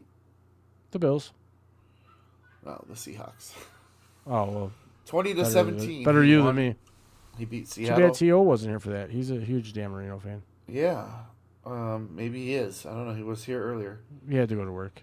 And then the last thing I've got, in the interest of keeping these short and as focused as possible, you guys also let us know what you think. If you hate this segment, that's cool. I don't care. This is a call for action. If anybody out there wants to hear something that we haven't talked about or we talk That's about right. and you don't want to hear about, let us know. Drop a comment, send That's a DM, right. wherever you may be listening or viewing. Back to you, Dames. 2007. Steve Jobs. You heard that name before? A couple times. He was the CEO of Apple Apple. Computers. Yep. One of the driving forces behind technology. On January 9th, 2007, He passed he away. announced the very first iPhone. iPhone 4 or iPhone. The very first iPhone. Yeah. January 9th, 2007. And he got that idea because he had the iPod. Apple iPod already made, and he decided to add the phone function to it. And then we're coming in next year will be the 25-year or the 20-year anniversary of iPhone. Of iPhone? So are they going to have iPhone 20? It's going to be like 18, right? Should be 20. Well, maybe there's a couple years where they didn't have one. That's stupid. That is stupid. Idiot. So stupid. 20th anniversary. Here's iPhone 18. All right, Frankie. We feeding the ducks? I got some questions for you, buddy. All right, go ahead. Ask me questions. If you had 3 wishes, but you could not wish for more wishes, because everybody would, Mhm. and we're all annoyed when there's a show where they get 3 wishes and they don't even contemplate wishing for more wishes. Yeah. We're all like that. You would not. This is a lie. This is a farce. You don't have to give me 3 wishes, but I would like to know what the brain of Frankie, because quite honestly, you surprised me with your Back to the Future. You'd go to Woodstock? Yeah. That's great. That's great. 70s. I did not have you pegged as a back to Woodstock. Oh yeah. Who do you want to see at Woodstock? Who's the biggest? Oh, I would be there for the whole festival. Hendrix? All of it. You realize every single inch of it. Yeah, it was a big mud pit. What would you do? Joe Cocker's if I a bomb. Attitude. It's one of the greatest live performances Yes. ever. That's what I mean. Like Woodstock, I got chills. I watched the whole concert on, I think it was Netflix. You can watch it from beginning to end when they're setting it up and it's a big mess and The unorganized and people are walking. I love that shit, man. The I'd have been Who. there all day. Yeah, The everyone weed was was there. probably bomb as shit. Oh, the acid, everything would have been great. I would you have would have been a done mess. acid? Have I done acid? Yeah, No. I would have been a mess. I said you would have done acid? Oh yeah, for sure. I would have taken anything anyone gave me. I would have been a Just- huge mess, but it would have been awesome. You know what? God bless you, Frankie J. So you surprised me with that. So I Who else out definitely there wanna would go dig back in- to Woodstock? dig into, and these are questions that I had for Matt that we didn't get there. We didn't It's get okay. to We'll with have mine him. again. But we still got a little bit of time left. So I'm like, what are your wishes? What 3 wishes? Like for wishes in what way? Like wishes for what? What? Don't act like you've never been I've never been privy granted to any anybody wishes. being granted wishes before. What would you wish for? A bigger dick? What? I mean, give me 3 wishes. No, I'm okay there. What would I wish for? I don't know. I wish I was wealthy enough to say I'm wealthy and happy and content with money, but I don't need to be a billionaire. Okay, I that's wish- one thing. Look, I wish everybody could get along and have conversations and not fight and talk at each other. I wish people could all talk with each other. Don't have to agree on everything, but you don't have to be dicks to each other. all right, you've already and blown I- through 2 wishes. Yeah, and I wish I could get a clone of Pink. A cologne or a A clone? cloned. Why wouldn't you just say, I wish I could have pink? Because I'm not gonna ever get her. I'll It's a take one of the- wish. It's a wish. Okay, fine. I want pink. I wish I could have pink. I was like, why would you wish for a fake when you could wish Well, for to the be real realistic about it. If I could wish to get pink, I wouldn't have to one? wish Oh, for well, money. you know what? I apologize, Frankie, that I don't have 3 wishes to grant for you. So we're just gonna have to go with there. It's not real. But what if it was? What would you pick? And you certainly wouldn't want to say a fake pink. What? I didn't mean fake. I mean, The real thing. yes. I wish I Okay. could have pink. But that would pretty much remove you're wealthy enough to say you're wealthy, because True, because she has money. yeah. And then what was your other one? everyone can And you just guys get would never along. fight because you wished No. fighting away. Well, you So don't it's have to fight perfect. to have a conversation. Disagree all you want, but you don't have to be dicks to each other. It's like boundaries, you know? I wish there was more boundaries. That's perfect. And then I wish they Well- would put a Pizza Hut in the town I live in. In the interest of full disclosure, I just got a text message from Matt Geiler. It says, way too long. Don't ever ask me to do this again. Just kidding. He says, thanks for the awesome hang, my man. And please tell Frankie that I dig him to the maximum.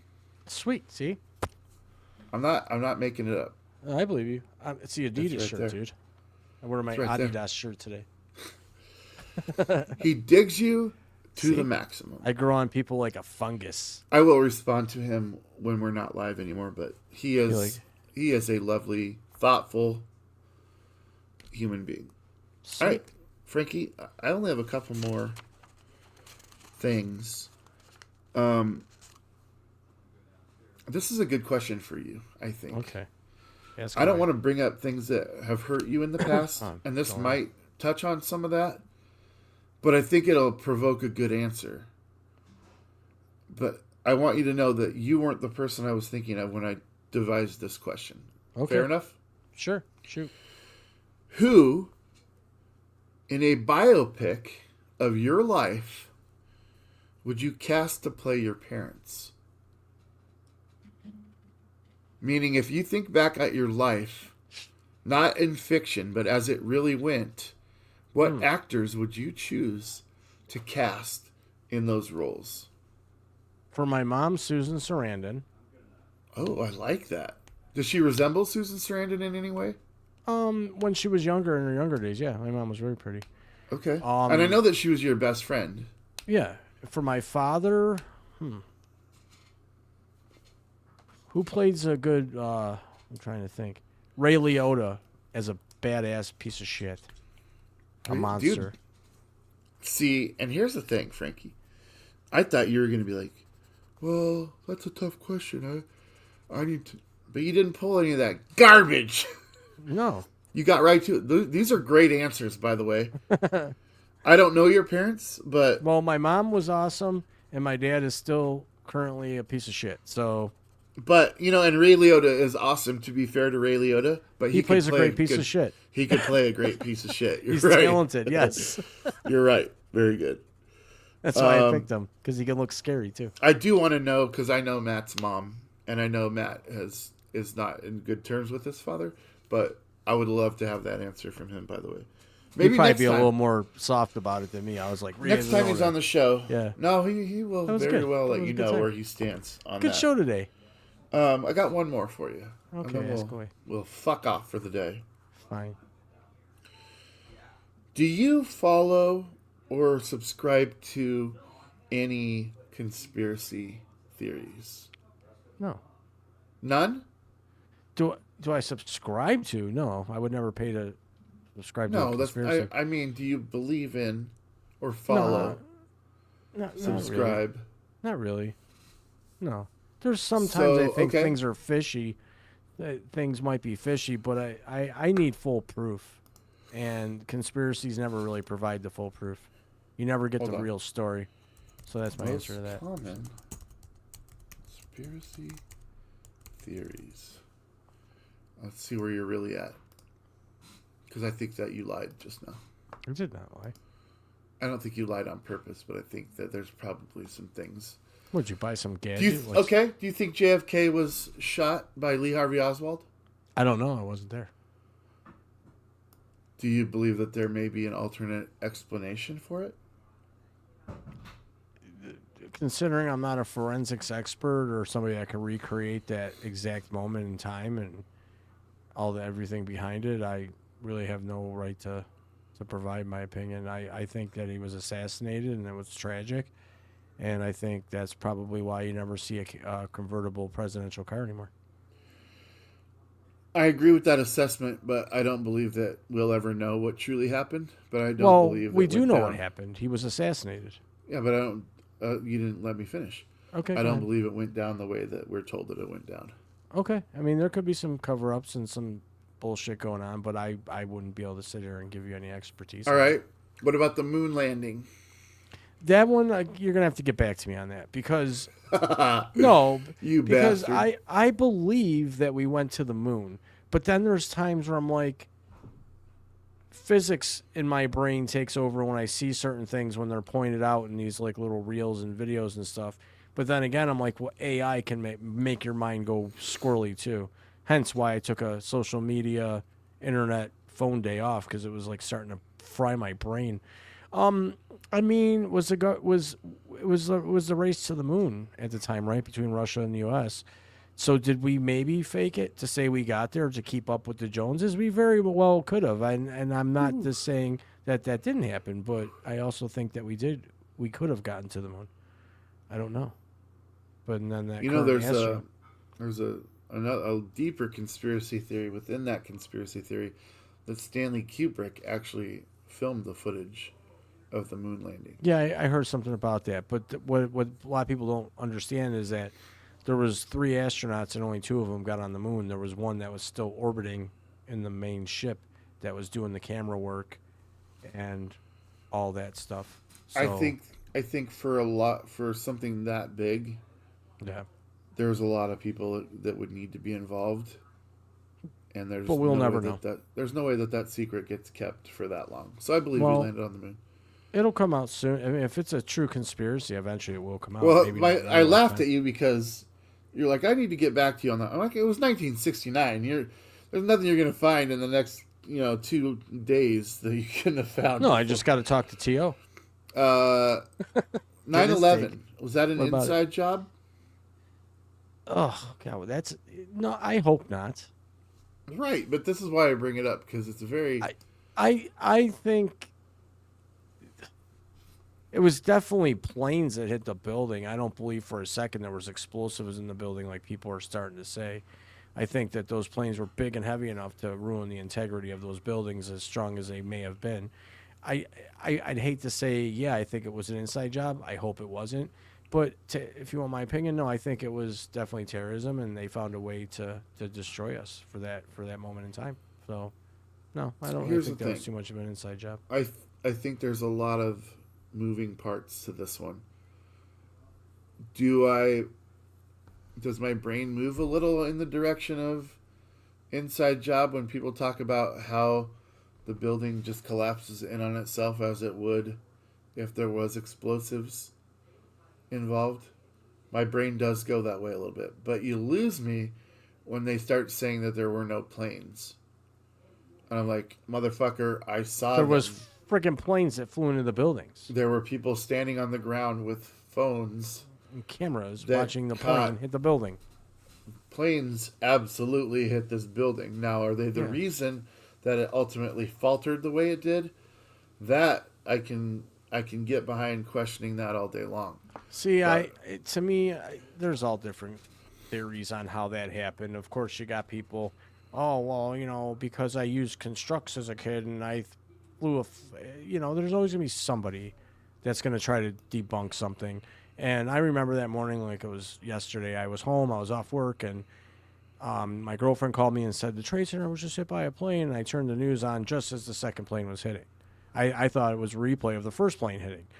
So I watched that TV from that very moment for like the next 72 hours straight and kept watching it over and over and over again. And I don't see anything in any of those replays that would indicate that was an implosion. I think those buildings were hit by a plane. They fell the way they fell based on the way they were constructed in boxes. They were constructed in levels. So they fell each level at a time. I believe that. So you are probably more against conspiracy on this one. I think so, yeah. I think one of my favorite videos ever that I watched is when they imploded the Seattle Kingdom, and it looks pretty similar in a lot of respects. So my mind will be forever unsure of that until I hope he gets the rest tonight.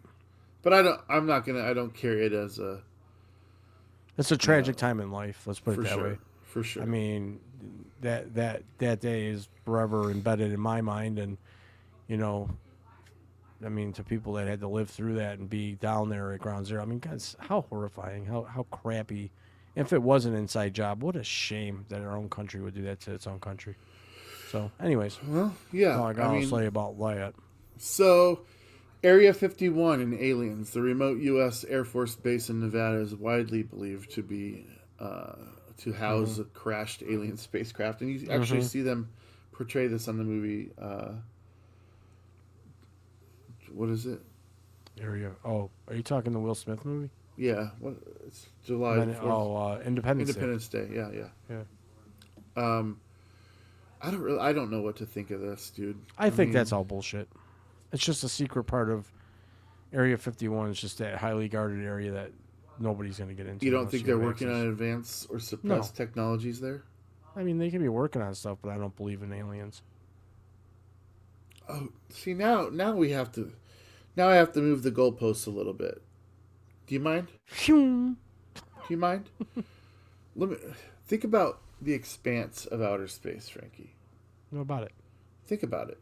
How many stars there are out there that are just like the star that we call the sun? And we're talking like space is infinite.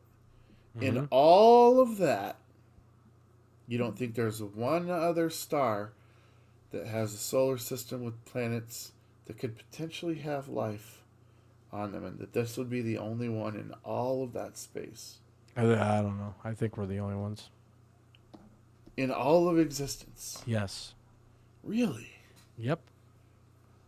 I want to know how your brain works, how your brain comes to that conclusion. I will get you the contact information to my psychiatrist, and I'll let you have that discussion. with him. Look, I'm not saying that they're here. I'm not saying that they'll ever be able to make contact. I'm saying that they're so far away that, I mean, I'm not they taking may a even walk have there. less So. technology than we do. I mean, could there be? Yeah, maybe, but I think there would have been some sort of sign or. How though? I don't know. I'm not there. It's not like they can throw a rock and say, "Let's see if this hits America." Well, that's my point. Like, So I don't know. We never will know. We just never will well, know. I'm We not know gonna what we say that know. either. I'm not going to say that either. Well, in my lifetime, I don't think we'll ever know. And it's safe to say that it's going to be a pretty big job to find out. What do you guys think? Let us know in the comments. Frankie, you want to give your little spiel about what to do with the show and like it and share it and what? Yeah. First and foremost, thanks to everybody out there watching on Twitter, YouTube, and X. Or I'm sorry, Facebook. Excuse me. Thanks for viewing. If you could like and share the show out, we appreciate it. It does help us. We appreciate you all being here, and we look forward to being here 3 days a week for a few hours and having guests each and every time. So we appreciate it. Yeah. All right. Now I'm going to ask you some. No, I'm not ready to do that yet. We got 5 minutes. That was a screw up, by the way. Is Elvis still alive? No. You don't think he faked his death to get away from fame? Nope. What about, is Lady Gaga actually Avril Lavigne? No. She's Lady Gaga. Or not Avril Lavigne. What was her name? The other girl that looks like her. No, she's Lady Gaga. I could pick her out of a lineup. I think you told me this once, actually. No, that wasn't me. What's her name? Alicia Moore is Pink. No, I know. The lady that died that got really skinny. Geez. There's been a bunch of them, so I don't know. You're no help here. Well, you're the one bringing this up. You should have it in front of you. Well, Man, if you want to get technical. You can lean on me without that hard. Amy Winehouse is who I'm talking about. Okay. So what A about lot of people think that that Lady Gaga is Amy Winehouse. No. Definitely not. Definitely not. Have you ever heard of the Denver airport anomalies? I have. For those of you that haven't, theories suggesting that the architecture and the art at the Denver International Airport are evidence of an Illuminati meeting place. Yeah, it's so stupid. A secret new world order It's a sweet airport. headquarters. You're not down with that? No, I just think it's a sweet ass looking airport. Okay. I don't believe in that. Let's get a little risque in the last couple of minutes, if we will. COVID-19. The theories surrounding the pandemic include claims that the virus was a bioweapon, or a hoax, or a link to 5G technology. What are your thoughts on that? I just think it was a flu that was just a little worse than any other flu out there, and I think it was turned into a pandemic for political reasons, but that's my opinion. So do you think it was released on purpose? Oh, yeah, absolutely, for sure. Mm-hmm. What are the political reasons that you could Well, it foresee? just seemed to kind of sprout during the 2020 elections, because I remember the first known cases were in the middle of 2019, and then all of a sudden it was, COVID-19 for 3 years during the entire presidency. So I just think it was a political move. I think it was dirty. I hate getting into it because I don't really read a lot Because you into sound politics. crazy? Is that why? you hate No, getting I into just think it was a flu, and everybody and the people that were able to, your lead doctors in the country and in the world, were able to convince people that it was this thing that you had to stay away from everybody and everything, and it turned into a big shit show. And they wanted to get their grip on society. They wanted to let society know that we have you under control no matter what. No matter what you may think, we can control you. And they did. So I'm going to back up for a minute because I asked you specifically, do you follow any conspiracy theories? You said no. That's my theory. It's not a conspiracy. That's what really happened. That is a conspiracy because you can't prove that that's what happened. Well, I can't prove it, but it just seemed like the timing was just right. I don't want you to feel like I'm attacking you at all. Oh, I don't. I I'm completely not worried. disagree with I'm you. not even afraid of COVID. But when you say it, I'm looking for like political. Who has the political? I mean, to gain what? We had a regime change here at home in the middle of it. Correct. And I mean, you could say that the Democrats released it on Donald Trump because they knew he would fuck it up. He would fuck up the response, and that would lead to Biden being elected. But then you would have to know that Biden would have to deal with the repercussions of 20 or like 9% inflation, and that he would not be reelected because he couldn't do it. So he wasn't going to get reelected. I just don't see. I don't see who had the advantage. Like who's releasing it? I don't know what the dirty secrets are to politics. I just thought that the whole thing was a sham. I have an autoimmune disorder. Never once did I get COVID. I was sicker than a dog most times, but it just seemed like the ones that got COVID were the ones that believed it, and it was just stupid. It was just, to me, it was a stupid time. You realize that millions of people died. Did millions of people die every year? Hold on, let me ask the question. It's a flu. Did millions of people die because it was suggested that they would die? Is that what you're saying? I'm telling you that if you look at the numbers, they're pretty high each year of people that die just from your regular, ordinary flu, stomach virus. People die from the flu all the time. I understand that, but they don't look at the numbers as closely as they did when it was COVID because it was the media that took over on it. You don't see anything about media now. Look how many people died this year from the flu alone. Well, from this past year, 2025. I'll bet you it's pretty high, but you didn't hear about it. Why? Because it wasn't COVID. All right. I'm just going to give you this number. And keep in mind, I realize that a lot of death certificates did not reflect Correct. the certain things. I do get that. I don't think that was a cover-up because if someone died in the ER, they tagged them right away as COVID. Easier to file. Well, let's be honest here.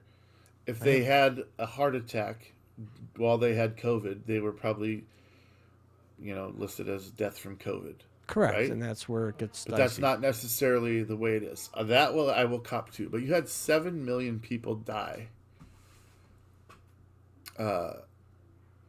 Between 19 and 36 million deaths. That is way more than just a regular old happenings. Well, like I said, it just seemed, I don't know. You asked me, that's my opinion. I just want to have a discussion with you. I think it was just kind of a scam. I never fully bought into it.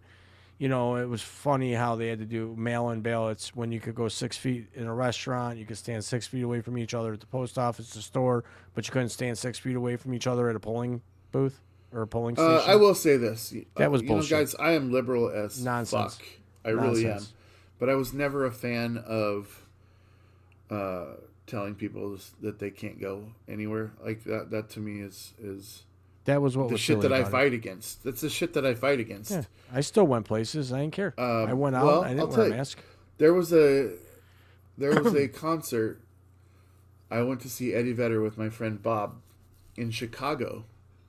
You had to, if you went anywhere in any public building in Chicago, you had to provide your vax card stating that you had your vaccinations, or they wouldn't let you in. And that was the entire city of Chicago.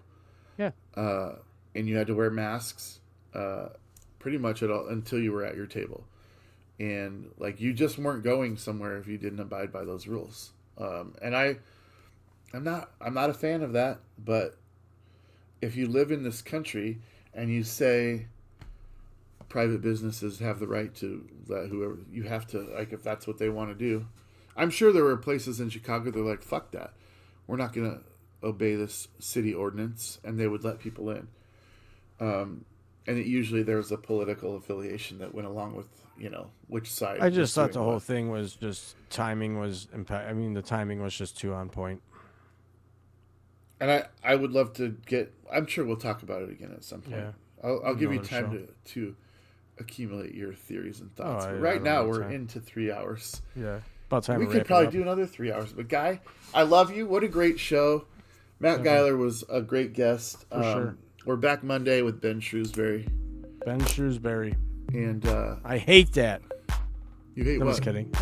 I'm just kidding. Oh, I was like, you hate... No, Ben. We'll see if he still hates football. Yeah. Anyway, thanks, guys. Like, share, subscribe, comment. Matt Geiler, subscribe to him. Find him on all channels. Find Frankie J. Find Raw Live Studios. Find Loch 22 Productions. Yep. Like it, share it, subscribe it, share it. Love it. Thank you, guys. We'll see y'all next See you on time. Monday.